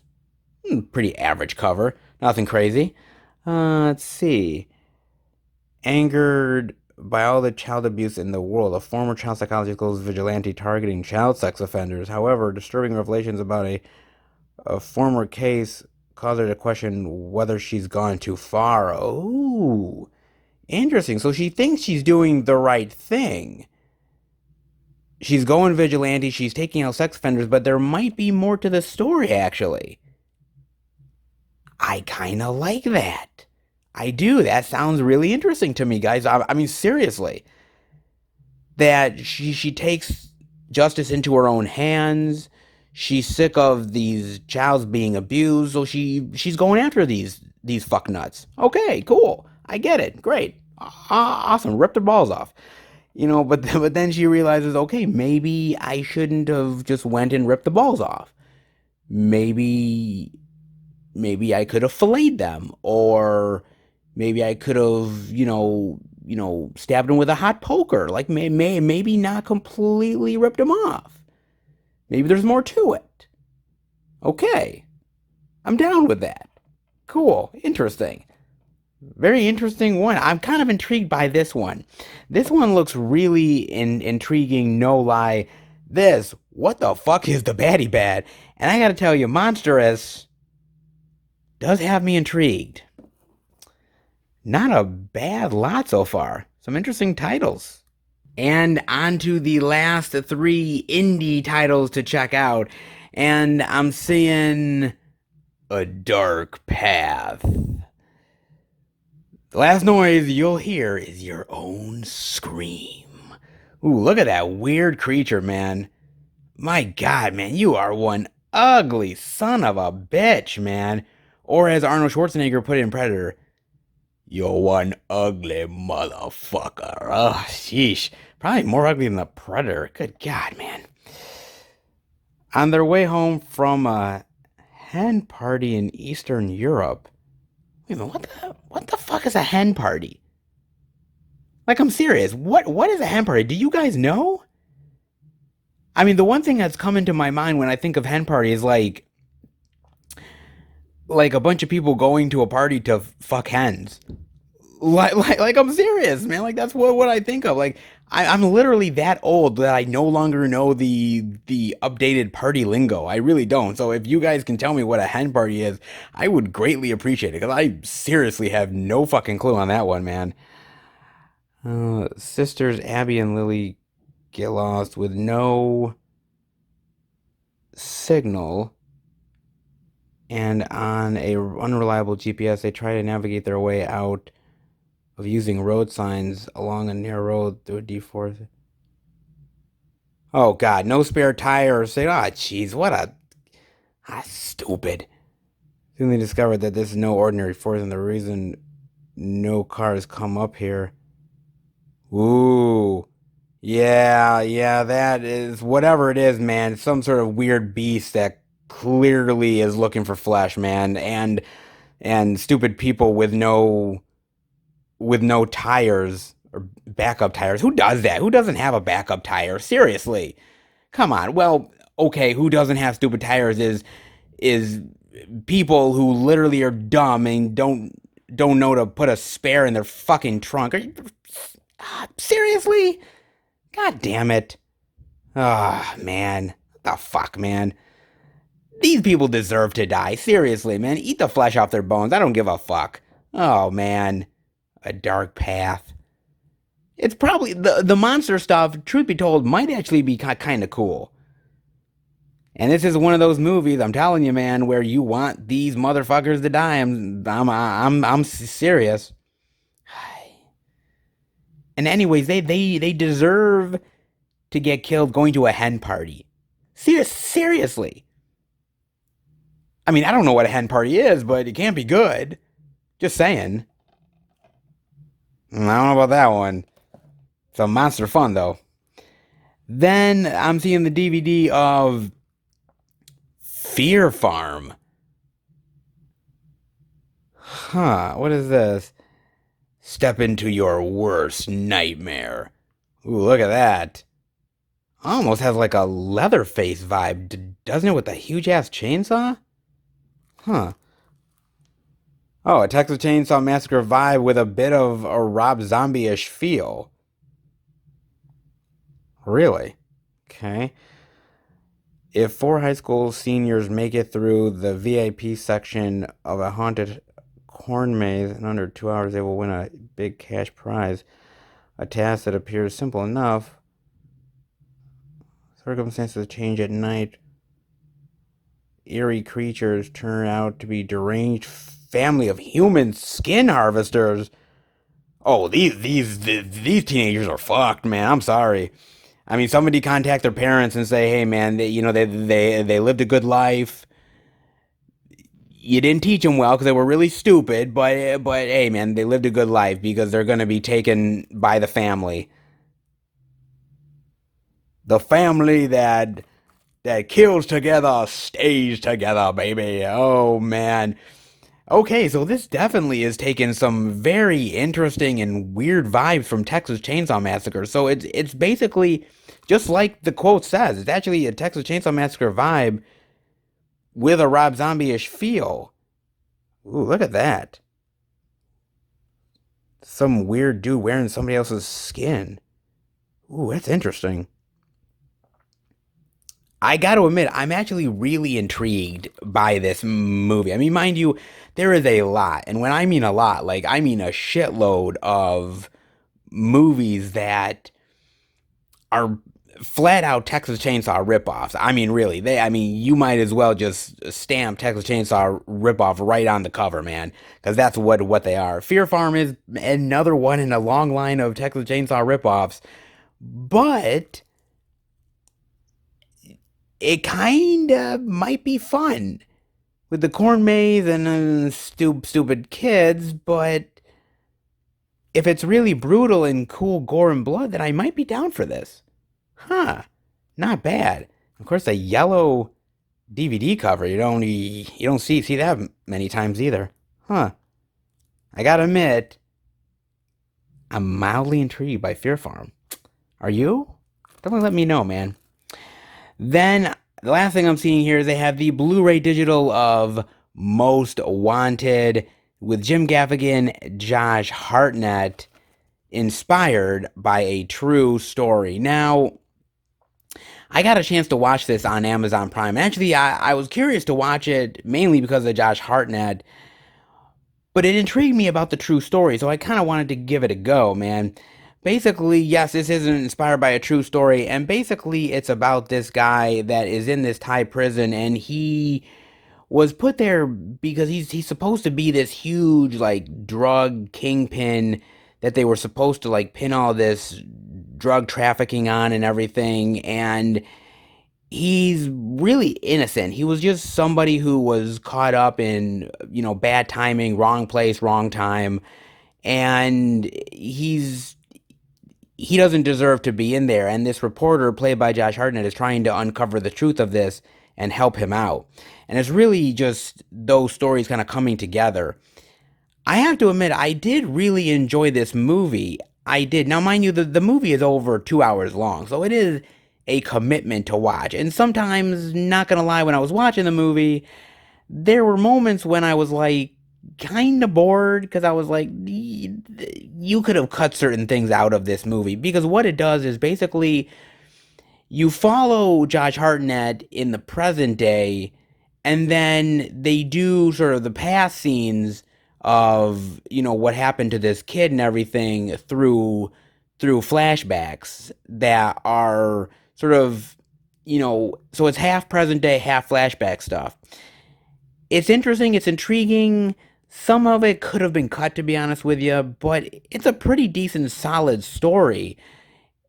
I like the political intrigue that they go into, the fact of these officers who are going out of their way to frame this person just because that they spend a lot of money on this bus and they can't leave without at least some results. And it's just some interesting sort of the fact of how shady like our own government can be, man. It's really really fascinating to me, and it kind of reminded me when I was watching it.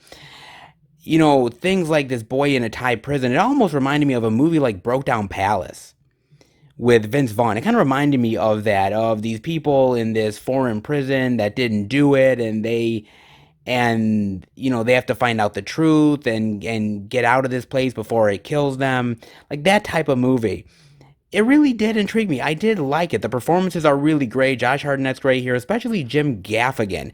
Man, Jim Gaffigan, usually he's a very funny comedic guy. Here he's playing this sort of really seedy drug guy, and boy, he does a really great job, man. Sometimes you are literally fearing for your life against this guy because he's just he's a massive figure who has a gun. He's snorting cocaine like crazy, and he will fuck you up, man. It's a great performance, man. I think everyone does a really great job here. It might not be the most exciting true story, unfortunately. 2 hours, it doesn't breeze by. They could have cut stuff out, but it's an intriguing true story, I think, worth diving into. Nah, not bad, man. Some interesting stuff here. Boy, I tell you, man. The second Walmart always has some really cool stuff, man. And this time around is definitely no exception. Some cool stuff for sure. A lot of stuff to dive into. Hopefully you're interested in some of this stuff. Definitely give some of this stuff a look. Not half bad, man. Second Walmart comes through again. Fascinating stuff. Not half bad physical media goodness to check out, man. Not half bad at all. Weird creatures, crazy killer people, sci-fi warfare. What the fuck is the Batty Bat? Texas Chainsaw Massacre ripoffs, and some chick that is killing sex offenders. Wow, really unique stack of physical media this time around. A really unique stack. For sure, guys. I just wish I would have actually shown it off at the actual store location, but as I said before, I still want to show you guys the physical media. I still feel like it's important for me to go out of my way to still show you everything that I possibly can show off. So yeah, a little bit of a bummer that I'm not able to film at the second location, but still, I want to do my due diligence for you guys to show off the physical media, and I hope you guys appreciate it. Hope you guys do some really cool stuff. And speaking of cool stuff, trust me, The fourth and final location, some really fantastic media, some surprisingly good media indeed. So, by all means, strap in, because it's going to get even better. All right, everybody, we are at our fourth and final location, and this is always the trip that I am super excited for, because it's always good to end with a little beast action. I think you know what that means. Yes, we are at Best Buy. The Beast, baby. Best Buy. I am looking forward to seeing what Best Buy has this time around. I mean, look, we've seen some really great media at all of the locations, cool indie titles, new releases, 4K upgrades. But have we saved the best for last? Have we saved some cool exclusives? Maybe some titles that we have not checked out yet, some box set love, and possibly, just possibly, maybe finally seeing Full Metal Jacket? Let's hope, guys. Best Buy is usually good to us, and hopefully this time around is no exception. Let's head in and find out. All right, everybody, we are in at Best Buy and the new releases, and finally, we are seeing Full Metal Jacket, baby. The 4K Ultra HD Blu-ray and digital for $24.99, and oh, of course, there has to be a Best Buy exclusive collectible steelbook 4K Blu-ray digital for $29.99. Look at this. Very nice. I really like that. With the glasses there, and oh, so good. That's actually not bad, man. That's really, really cool. I like that. But I also really like this cover as well. I don't know. Which one do you guys think is better? I just think they're both pretty good, man. Ooh, Born to Kill. I like that. And let's get into Full Metal Jacket. This is an amazing movie. I think you guys know that by now. And if you haven't seen it, what in the actual hell are you doing? If you're into war movies at all, this is like easily, I don't know, top 10? Like, I mean, there's great movies like Saving Private Ryan and Platoon, Hamburger Hill, Thin Red Line. I mean, so many. Glory, you name it, man. So many, dude. And add Full Metal Jacket to the list. Clearly, easily, without question, man. Not only is it a great war movie, it's a great drama, it's a great action flick. It's got everything that you would want out of a war movie, especially the characters who, wow, my God, man, these characters go through hell and back. It's so well done, and this is just, honestly, it's one of Stanley Kubrick's, in my opinion, one of Stanley Kubrick's best movies, and it's just pure perfection of a war film, easily, man. I mean, Matthew Modine does a really great job here, of course. Arlie Ermy, literally, I think his character is the one that makes this film as good as it honestly does. He is such the dickhead drill sergeant, man. Basically, drill sergeants are like that. Just getting in people's faces, and he's like, "What'd you hear I say, boy? What did I say? Get down and give me 20." And he's you maggots, you piece of shit maggots. Like he's literally like yelling at me like, "Whoa, slow down, man, slow down." Like, he is like the perfect drill sergeant character. And Arlie Ermy does it so well, man. And it's kind of weird because ever since doing this role, Arlie Ermy has sort of always done one iteration of that character or another. Like, I remember seeing movies like The Frighteners or Saving Silverman, and it was so funny because he's always sort of playing a little bit of a comedic version of the drill sergeant. Like that's the roles he gets, man. And hey, it's work. Why the hell wouldn't he do it, man? It's just kind of fun that he sort of always does some weird iteration of the drill sergeant in the rest of the movies he's done, man. but he's perfect at it. So what the hell, man?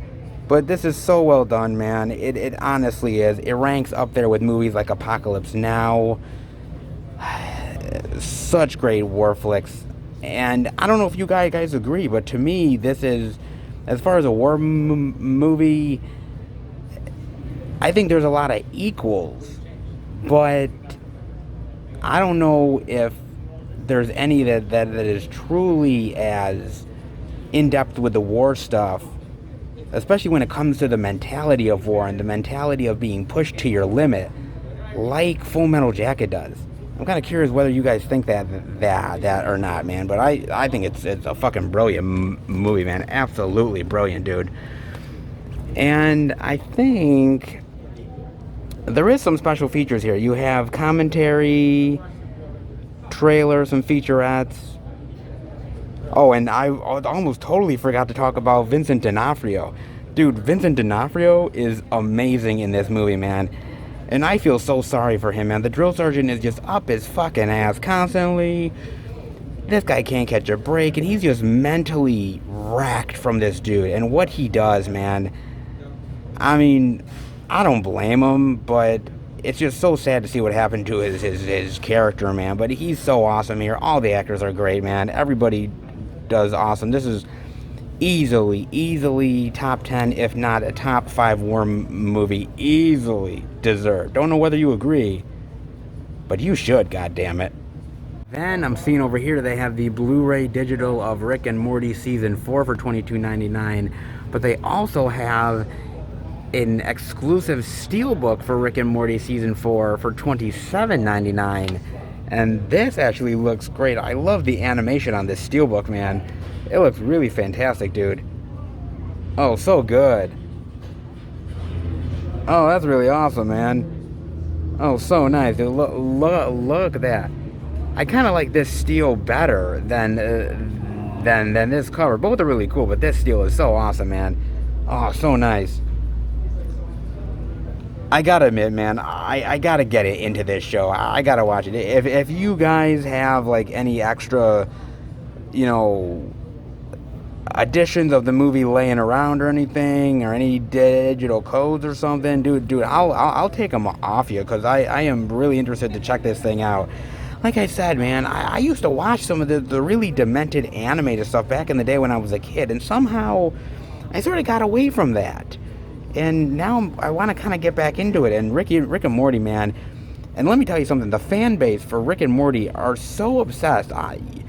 Do you remember that whole thing with McDonald's? Like, there was some sort of sauce or something that was, like, on the actual Rick and Morty show. And they had it at McDonald's, and then they got rid of it. And, like, people, like, protested McDonald's. And they like bum rushed Mickey D's and were demanding they bring back the sauce. And I'm like, it's only fucking sauce, really? Like, is it that much to get bent over out of shape over? Like, really? Apparently it is, especially for Rick and Morty fans, man. They are, let me tell you something, those fans are devoted, man. And hey, if you love something, might as well go full on psycho. Shit. Very, very interesting, man. Definitely let me know what you guys think of Rick and Morty, man. So very interesting on that one. And then the only other thing I'm seeing is they have the Blu-ray digital of the complete 5th season of DC's Legends of Tomorrow for $22.99. Now, looking into this show and looking into the aspects of the show and how kind of weird and wacky and sort of offbeat the show is, it kind of reminds me of sort of a Marvel version of the Guardians of the Galaxy. It's not your typical superhero universe. It's not your typical heroes. And I think for some people who are traditionalists as far as hero films are and TV shows, I think they look at something like DC's Legends of Tomorrow and they kind of are like, okay, this is way too weird for my liking. It looks like weird furries and just oddball characters and spoofing Mr. Rogers, and what in the actual fuck is this? But I think there's a certain part of the population, like myself, who likes something out of the box. and like something a little bit unique. And that's what I really appreciate about Guardians of the Galaxy. It wasn't your typical thing. It was a little goofy. It was comedic. They weren't taking themselves as serious. And I think Legends of Tomorrow is that way. I mean, when you have the CW universe, it has a lot of seriousness to it. Batwoman and Flash and Arrow and Supergirl.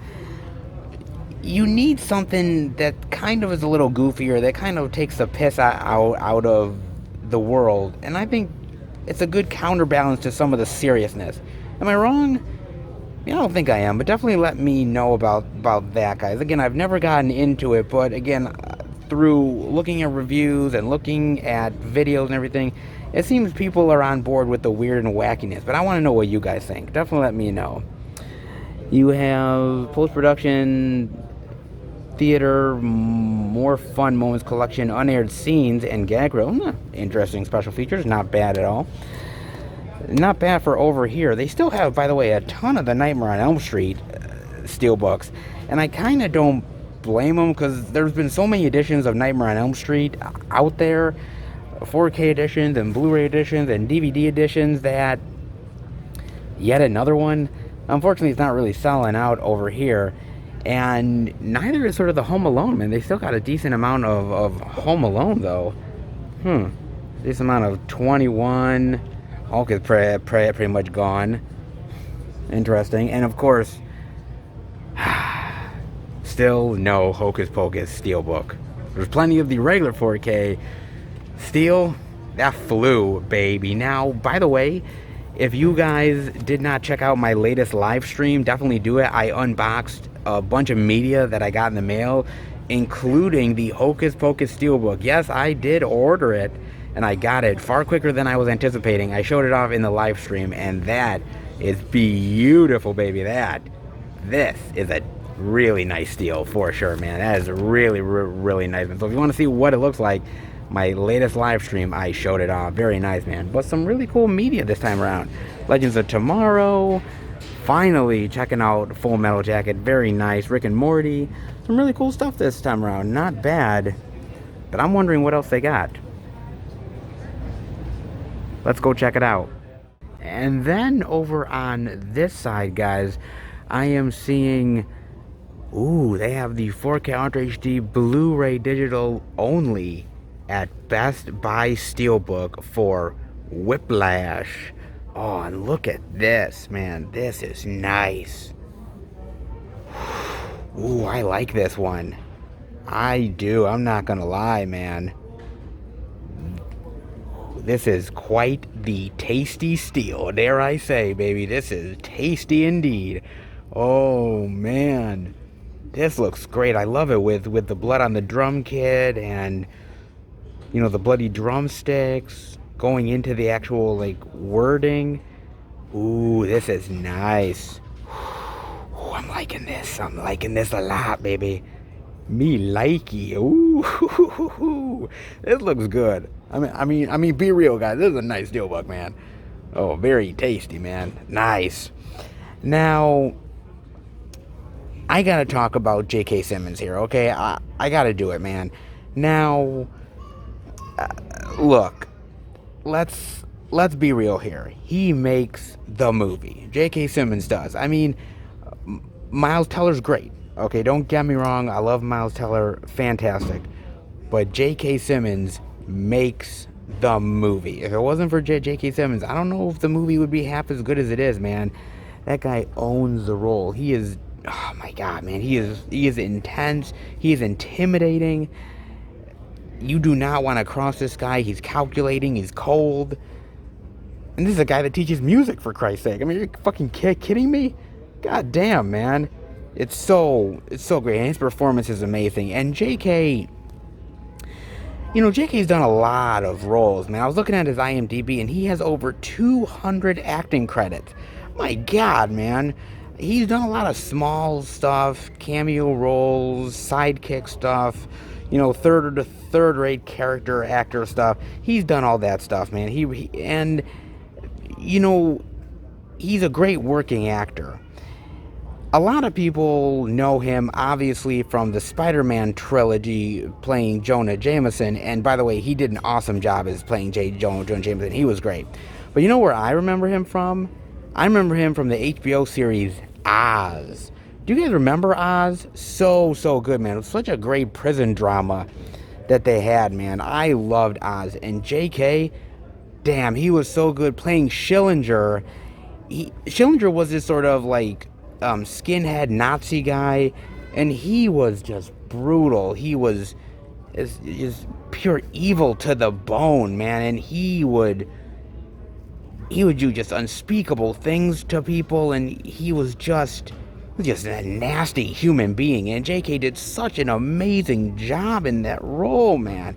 And that's where I first got to really know J.K. Simmons, and he blew me away, dude. He honestly did. I was blown away. I loved it so much, man. So awesome. Man, I think J.K. is just one of those really great actors that deserves more love than he gets. You know what I mean? I mean, there's certain actors who will always get the love, right? They're the big time actors. They're always in the spotlight. But somebody like J.K. is just a really constant working actor all the time. And he goes out of his way to give everything in his performances. And he truly is. I kind of like to think the same thing about something like Willem Dafoe. Is a really great underrated actor that brings his A game every single time. Big role, small role, doesn't matter, man. But this is one of the highlights of his career. Whiplash, clearly. J. Jonah Jameson is. Schillinger. I know that he's kind of maybe behind the scenes might be coming back as J. Jonah Jameson in the new Spider-Man stuff. I mean, he did at the end of the last film, so I'm hoping maybe that carries over. But he's done so many great roles. Hell, he's even played Commissioner Gordon, and I can't wait to see what he'll bring to it in the Zack Snyder version of Justice League. JK is great. Guys, if you have never gotten into a lot of JK Simmons stuff, please do it. He is such an amazing actor, man. And if you haven't seen Whiplash, I would probably start there, man. So interesting. The IMDb credits are wow, just, it's crazy how much stuff he has in his repertoire, what stuff he's worked on. In fact, crazy enough, I was looking at his IMDb, and he actually did an episode of The Adventures of Pete and Pete. Seriously. He did an episode of The Adventures of Pete and Pete, and it kind of shocks the living shit out of me that he actually did that. I was like, really? Who the hell was he, man? I've seen that show, and I do not remember him. But then again, I wasn't exactly looking for J.K. Simmons either. Interesting, man. But J.K. owns this role. The movie is absolutely fantastic. Dramatic, intense. It goes into some really dark places, man. And for a movie about drumming, you'd think it wouldn't be this intense, but it truly is, man. If you guys have not given Whiplash a chance, please, you will be pleasantly surprised. And a lot of great special features here. Commentaries and making of and featurettes. Deleted scenes. A lot of really great stuff, man. Some really great action. And if you like some intense drama, I don't think anything can truly beat Whiplash. Then I'm seeing over here they have the Blu-ray digital of Most Wanted for $10.99. Now, let's talk about Josh Hartnett, shall we? I actually really like the dude, and I'm actually really glad that he's doing more work, man. He is, again, another one of those underrated actors, a little more high profile than somebody like J.K. Simmons, but one that sort of goes under the radar at times. Maybe some of it's his own fault. He doesn't sometimes always do the best roles, but he does have some really good movies under his belt. I remember when I first saw him in, I believe it was a Halloween H2O I first saw him in. Yeah, it was Halloween H2O. He played Laurie's son in that one. I saw him in that one, and then I saw him in The Faculty, which The Faculty was great. I love The Faculty. That was absolutely awesome, man. That was a really great one. Pearl Harbor was really good. His role in that, I liked him in 40 Days and 40 Nights, a really great romantic sex comedy, which is really fantastic. And then Wicker Park, and I wasn't a fan of Wicker Park. Hollywood Homicide, not so much. The Black Dahlia isn't bad, though. The Black Dahlia isn't bad. I really like him in Bunraku, which is a really cool little martial arts fantasy movie, which is vastly underrated. And another one that most people don't remember is actually a movie called O, which is sort of a modern day take on Othello, with him and Julia Stiles, which is actually really good. I kind of quite like that one. He's actually a really solid actor, and I think vastly underrated. He's trying to get back in slowly. I believe he's been doing some interesting work as of late. I know he did Penny Dreadful, which I never saw Penny Dreadful, so I don't know how good or bad he is in it, or good or bad the show is, but I've heard only praise about it. So I know he's slowly getting back into the whole realm of getting slowly back into movies. But again, when you've been away for a little bit, or you've had some clunkers, Hollywood, kind of hard for them to take a chance on you. But I'm glad that he's still pushing forward, man. He's a great actor, man. He does definitely deserve the praise. And a great, inspired by true story. Really well done. Really dramatic. Very well told. And just a lot of interesting facts of things I did not know about, man. Very well done, and he is definitely one of the best anchors in the movie by far. Does a fantastic job, man. If you love Josh Hartnett, definitely watch this. Does a great performance, man, by far. Then you also have, they do have the Blu-ray digital of the Rob Zombie trilogy for $10.99. Now, they just got this here this week, but we've seen it before in previous weeks. We even saw that wonderful Tasty Steel, didn't we? Oh, that was a nice one, man. Very nice. Really good, man. You can't really beat that Target Steel. You really can't, man. But again, this is a really great trilogy. Does it really come together that well as a trilogy? Probably not, man. But to be truth be told with you, this is probably the three best Rob Zombie films, at least in my opinion it is. I mean, I love these characters, Otis, Baby, Captain Spaulding, all the weird rejects and all the weird fuckers that are in this thing. Some really interesting actors, old school people.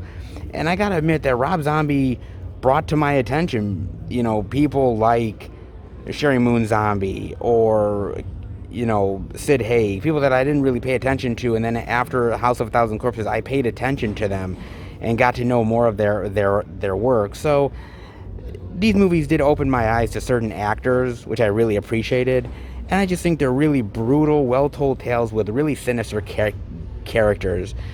If you like rooting for the bad guys, and you definitely will here, then definitely give these ones a look. And I think my favorite is Rejects, then probably House of a Thousand Corpses, and then probably Three from Hell. But I think they're all really well done, and they've got some really truly despicable scumbags in here, and I love every second of it. Not bad, man. And some good special features here as well. Not bad here. Interesting special features. However, guys, I will admit, if you do have the DVD of Devil's Rejects, keep it. Because the Devil's Rejects comes with a huge 2.5 hour, 3 hour making of documentary that I've never seen on the Blu-ray before, only on the DVD. So if you're thinking of picking this up, definitely do it. But make sure that you keep your DVD because it may have some special features that this does not have. Then they have the DVD of The Secret Dare to Dream for $15.99, the Blu-ray DVD and digital for $19.99. Now, I've told you guys before, and I'll tell you again, I'll always continue to say it, these faith-based movies are not exactly my bread and butter. It's not that I hate them, okay? In fact, truth be told, there's some recent ones that I've really liked, like Breakthrough. I actually really enjoyed Breakthrough. I Can Only Imagine is really fantastic as well. I think the problem that I have, mainly with a lot of these faith-based movies, and I have watched a decent amount of them, to be fair, is that they're very preachy. Okay, I think that's my problem. They're really preachy, and they go out of their way to basically slam your face into the messaging. And I don't really always like that, man. Sometimes I'm okay with a message really hitting home, but with these faith-based movies, they really go out of their way. Hey, by the way, Faith, come on, Faith, you know you want it. Oh, you know you do.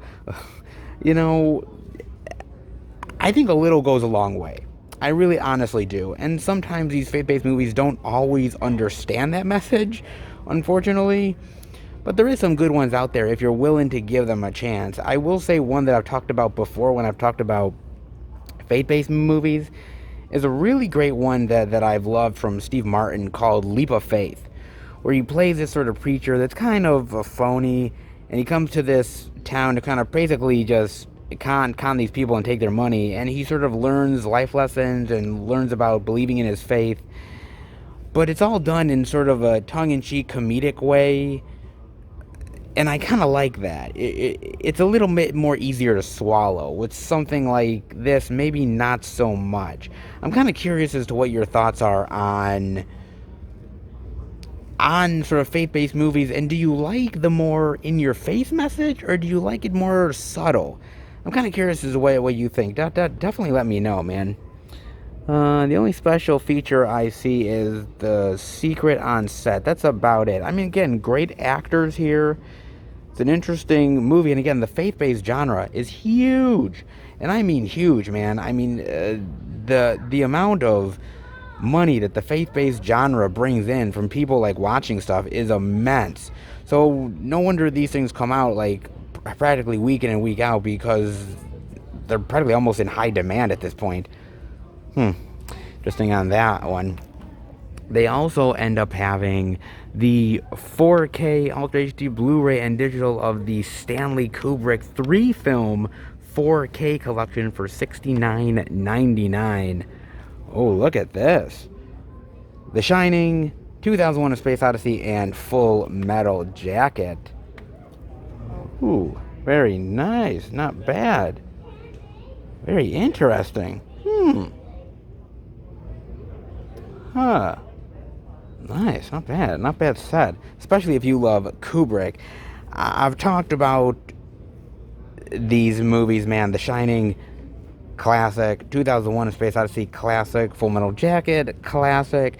Stanley Kubrick is such a fantastic and interesting director, man. He was somebody who... Talk about a perfectionist. This guy really went out of his way to make every shot the most perfect thing it can possibly be.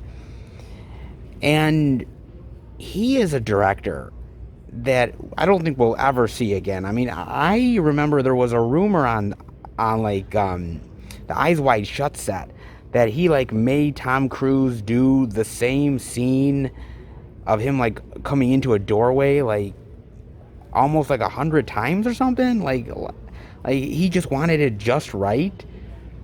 And Tom Cruise was like, okay, cool. Like, you're Stanley Kubrick. What the fuck, man? I'll just do whatever. And I'm like, this guy wanted perfection. And he would do anything to get it, man. He would torture actors on the set.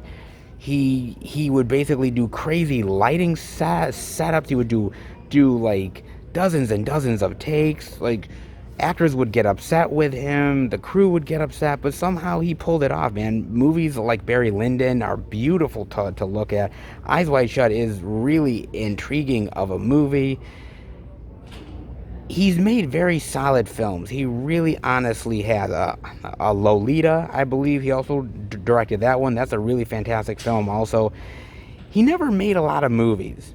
Unfortunately, he was a director that once he was into a film, once he was making a film, he was be so into that movie that he wouldn't really be quick about it. He would take his time as much as possible to perfect it. I kind of wish he made more movies, but he never did, and that's a real damn shame, honestly. It really is. In fact, there was that Steven Spielberg directed movie with Haley Joel Osment. Forgetting the name of it offhand, actually. And actually, Stanley Kubrick was supposed to direct that movie, but he died before he was unable to do it, and so Steven Spielberg actually took the reins on that. I would have loved to have seen him do some interesting science fiction like that, man. Stanley Kubrick is a class act, is an amazing director, and anybody who studies film or a movie lover really needs to dive into Stanley Kubrick, because he is such a fascinating artist, worth exploring all of his films and the minutia of it. Amazing, dude. And I'm sure, I mean, these are classic films. If they're not looking good on 4K, then there's a problem, man.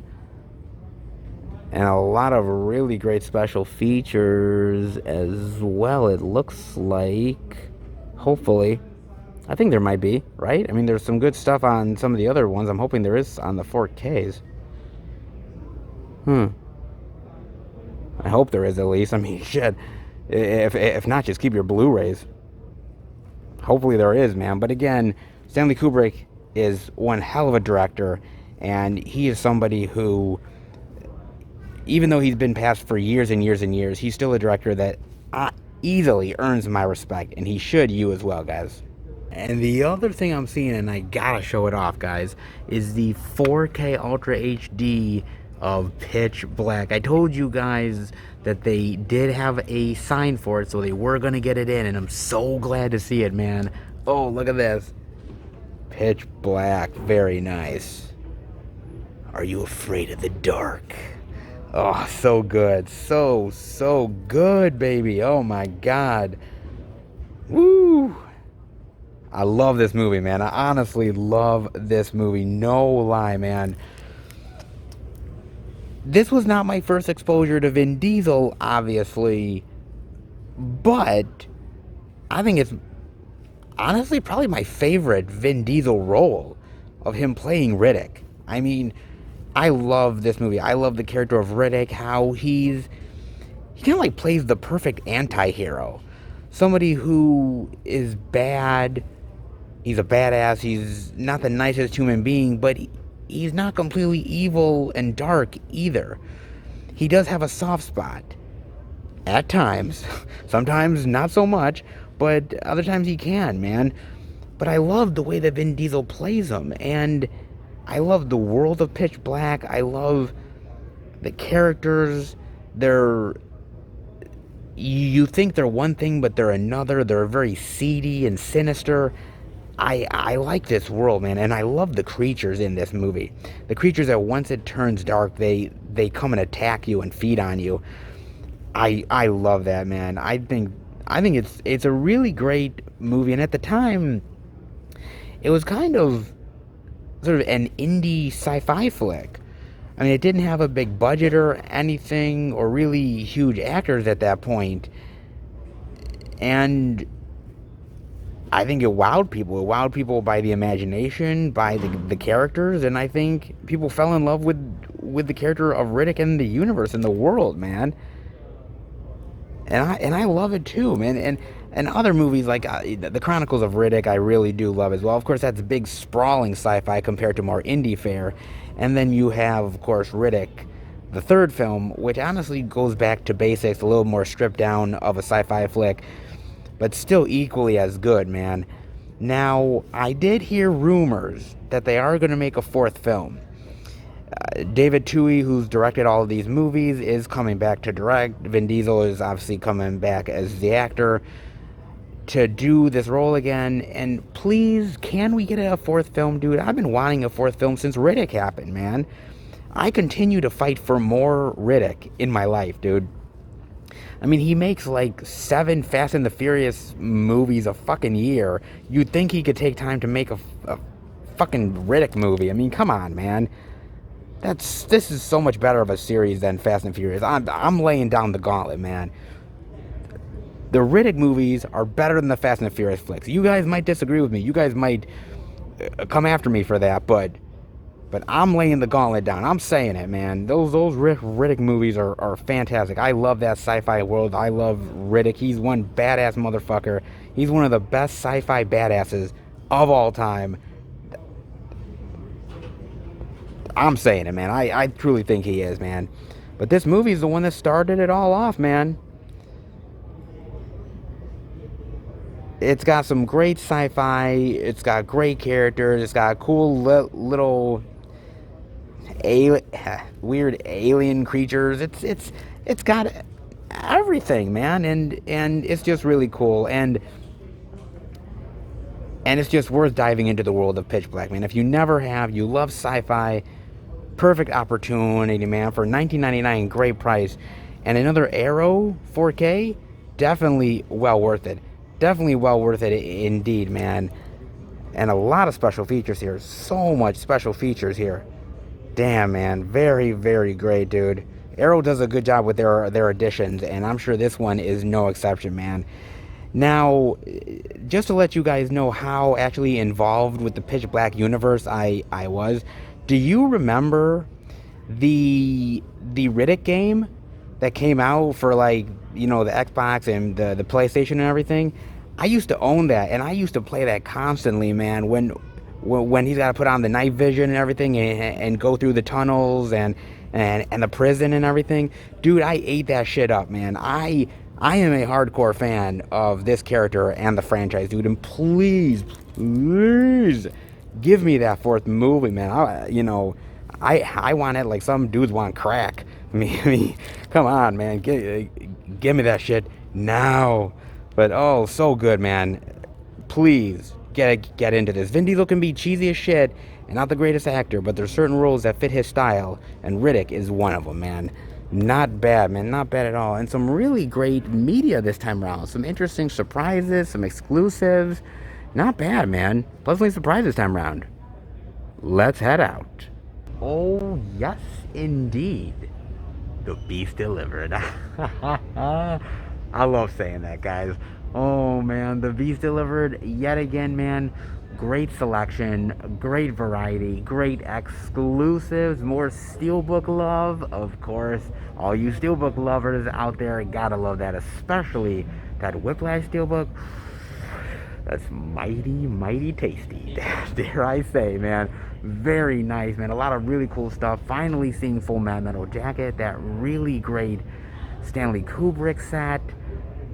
Some really great media to check out, and actually a lot of really great media throughout all of the stores, man. Some really great stuff this week. You know, looking on Blu-ray.com, I thought to myself, I was like, okay, this is gonna be a really sort of oddball slow week. Like, there's not gonna be a lot of really great media out there, especially considering that a lot of them were re-releases that I was seeing. But it just goes to show you that just because you think it's gonna be a slow week doesn't necessarily mean that's the actual case. That's why we do the out and about, guys, obviously. But the Beast definitely delivered yet again, as I think most of the stores did. I hope you guys enjoyed it. Not bad this time around. Let's head home and finish the video. Alright, everybody. That'll do it for the Blu-ray and DVD out and about video this week. And my God, man, as I said at Best Buy, baby, you do not know what you're going to get until you go into the stores. And good Lord, man, this week definitely surprised the living hell out of me, man. Some really great media to check out. TV stuff, indie titles, big new releases, 4K upgrades, exclusives, steelbooks. Oh, Lord, man. This was good, man. This was quite good. Very unexpected, but very, very good, man. It pays to go out and check out the media. For sure, guys. It definitely does. Hope you guys picked up something good. If you did, definitely let me know. As far as I'm concerned, well, first off, I actually want to show you guys something. I did pick up an exclusive at Best Buy, and that is none other than Whiplash, baby. I picked up Whiplash. Look at this, man. That is a tasty steelbook, and I'm gonna open up for you guys and show you it. It looks good, man. It looked great, and you know what, man? Look, I don't love every steelbook, obviously. I have a mild steelbook collection, but when I really like a steelbook, man, do I really like a steelbook. And this one, oh, look at this. Oh, that's nice. Woo! Oh, cool. So this is what obviously it looks like on the front, okay? This is what it looks like on the back. That's a really cool image of him on the drumstick, almost on the edge, gonna fall off. That's really cool, man. That too. Really nice. Oh, so cool, man. So cool. And just obviously the red background there, but oh, so nice. That's cool. Oh, that's really really great, man. I love this movie. And I have never owned this in the collection. So why not, man? Why not take a gamble? And this is a fantastic look and steel, man. I am proud to pick this one up. This looks phenomenal. The movie is phenomenal. Everything about it is great. So happy to finally have this in the collection, man. And a great steel to boot. Not half bad, man. Really nice. Now, that's for all the stuff I will actually show you. Now, the stuff that I got in the mail, well, that's a whole different matter. I got 3 packages in the mail. The first is actually a package from Best Buy. Now, I've actually already opened it up, honestly, guys, because I wanted to check out if, if it came in good condition and everything, and it did, thankfully. This is actually one of the DVDs that I showed off here at home last week. I know that doesn't quite narrow it down or anything, but this is an interesting sort of ghost story tale, and it's from a director that I do like and have engaged with, and I'm curious to see how it is. It looked cool. I've enjoyed the trailer. I've enjoyed some of the scenes that I've seen through Facebook, so I wanted to give it a look, man. I love a good ghost story, so I'm kind of curious how this one is. I'm definitely curious on this one, guys. That doesn't seem half bad. Then I also got a title in the mail from Amazon. I've also opened this one to see how it is, and it came in good condition. This is actually a movie that was presented by Fangoria. It's a horror flick, basically about this this demon that is killing these teens through sex. Okay, guys, look, I buy some weird shit. Okay, what do you expect from me at this point, man? I buy some weird oddities, baby, and a demon killing people through sex. Okay, look, it's kind of interesting, and it came out on Blu-ray, but it was kind of like this silent release. I thought we would have seen it in stores, but we didn't. And I don't think it's gotten much press. I don't think it's gotten a lot of notice from people. But honestly, it looks good to me. So I'm gonna give it a chance. It's a Blu-ray that I don't think many people know that's even out on the market right now. But I'm gonna give it a shot, man. A demon that kills people through sex. I gotta watch it. So, okay, baby, I got that one. And then the last thing I got is a package from Diabolic DVD. And this is actually a Arrow Video title. It's a futuristic sci-fi horror flick, more on the low budget end of things. And it's actually a movie that people have said, literally, on the internet, on Blu-ray.com, on Facebook, they've literally said that this movie is so terrible that Arrow should have never released it at all. Never. And so I'm like, oh, I gotta watch this. I've got to. And so I ordered it, man. I ordered it. I wanna see if this is as bad as people say it is. Or is it just misunderstood? I'm curious to give this one a look, man. I really honestly am. I didn't even know about the movie until Arrow announced it, so I am dying to check this one out, man. So I got 3 packages in the mail. Good times indeed, man. Some really interesting and weird media. But you guys will not get to find out exactly what I picked up until my Blu-ray pick-up video, which will drop next month. It'll show off all the titles that I got for the glorious month of September. And it is going to be a great, jam-packed month of great physical media, limited, collector, special edition, out of print, rarities and oddities. Ooh. a lot of weird stuff. You guys know I get some real doozies, and this month is no exception. So definitely stay tuned to that. And also stay tuned this weekend for a brand new movie hunting video. It is going to be a good one, man. A lot of really cool media to show off, a great sale to dive into. You're gonna love this one. So definitely stay tuned for a brand new movie hunting video over the weekend. And hopefully next weekend, fingers crossed, you will get the August Blu-ray pickup video as well. So some cool stuff coming ahead, guys, and much more stuff as well. Definitely stay tuned. You're not going to want to miss some of these videos.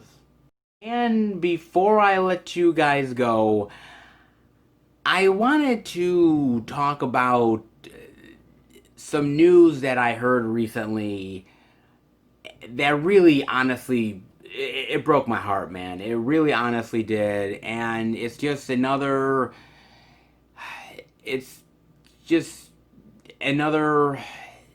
basically letdown of 2020, and it just got to me. It really did, man. And I wanted to say goodbye in the best proper way that I can. So instead of telling you, I am going to show you. So guys, I think we can all agree that 2020 sucks a major rotten set of balls. I think we can honestly agree on that, guys. And there's a lot of things that really suck about 2020. There's a lot of things to really hate on. Pandemic, people's deaths, places still closed, movie theaters going down, physical media going down. Oh my God. So many things, man. But businesses closing are something that is another major heavy hitter, especially when it comes to family video. Yes, guys. In fact, over here, they actually have family video closing sale. Everything goes. Family video is closing here in my area, all across New York State, and I hate to say it, probably all around the country as well. With the pandemic happening and everything still shutting down and places still not getting back to normal, it means that places like family video, unfortunately, are going the way of the dinosaur. I hate to admit it, guys, but it's honestly the truth. 2020 sucks even more, but before I go and leave family video for good, I wanted to go in and check it out one last time. Everything goes, it's a closing, but at least I can get to say goodbye.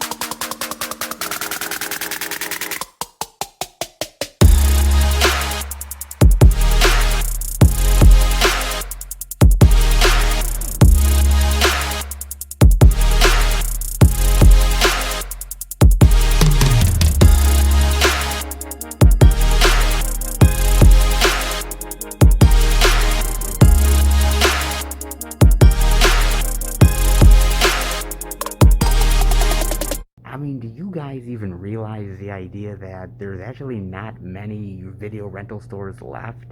I mean, there's Family Video, but most of the Family Videos are actually going out in most of the places throughout a lot of states. They're not closing completely, but they're kind of going more the way of the dinosaur.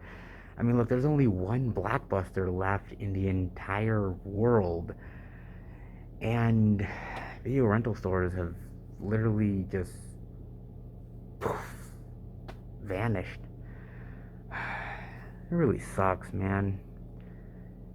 I kind of feel like it's kind of the last dying breed of of rental stores. Like, it's like an age-old thing that I got to experience when I was younger, and I know a lot of you did as well, but now it's dying for good.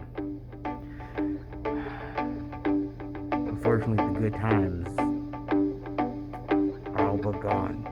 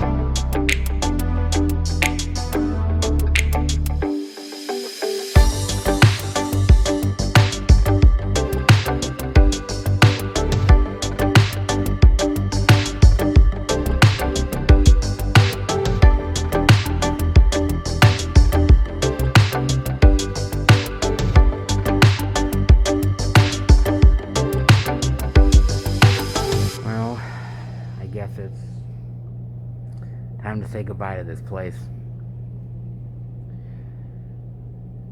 This is it. It's done. End of the road. All good things must come to an end.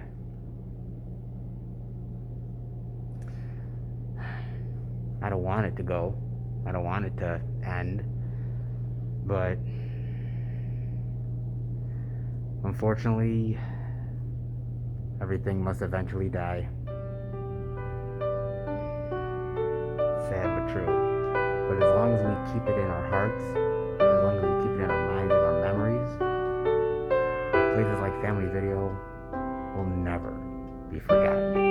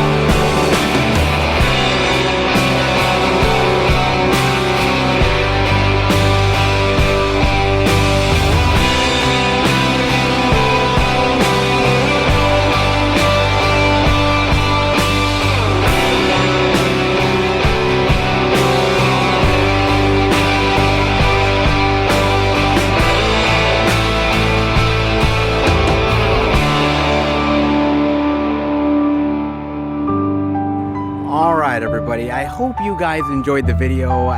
Yes, I know I left you on a little bit of a downer, but that being said, I wanted to definitely say goodbye at least one last time, and I wanted to kind of show you guys that this place is closing. If you have a family video in your area, if you have a place where you still rent movies from, a place that's still around, please show us some love. Physical media absolutely deserves it. Places like Family Video, been around forever, easily deserve it, man. And people like myself are trying to keep physical media alive in every way that we possibly can. And sometimes seeing this really breaks my heart, man. It really honestly does. But I'm going to still ring that bell for physical media, and I hope you guys do as well. So give this video a like. Hope you enjoyed it. If you're new to the channel, welcome. Check out the other Blu-ray DVD Tuesday videos that I've done. Check out the movie reviews with my friends, movie hunting videos, Blu-ray pickup videos, live streams, and much, much more. If you love movies and physical media, hit subscribe and become a part of the Film Fan Nation. I want to thank my great subscribers out there. You guys continue to show me love, support, liking the videos, great comments. You give the love to me, and I hope I give the love right back. So thank you so much, guys. And keep up to date with everything I'm doing through Instagram, Twitter, and Facebook. FilmFan108. Keep up to date with everything I'm doing, plus special pictures and videos I do on social media from time to time. Alright, guys. I will see you back next week for a brand new Blu-ray and DVD out and about video. Take care, everybody, and support physical media.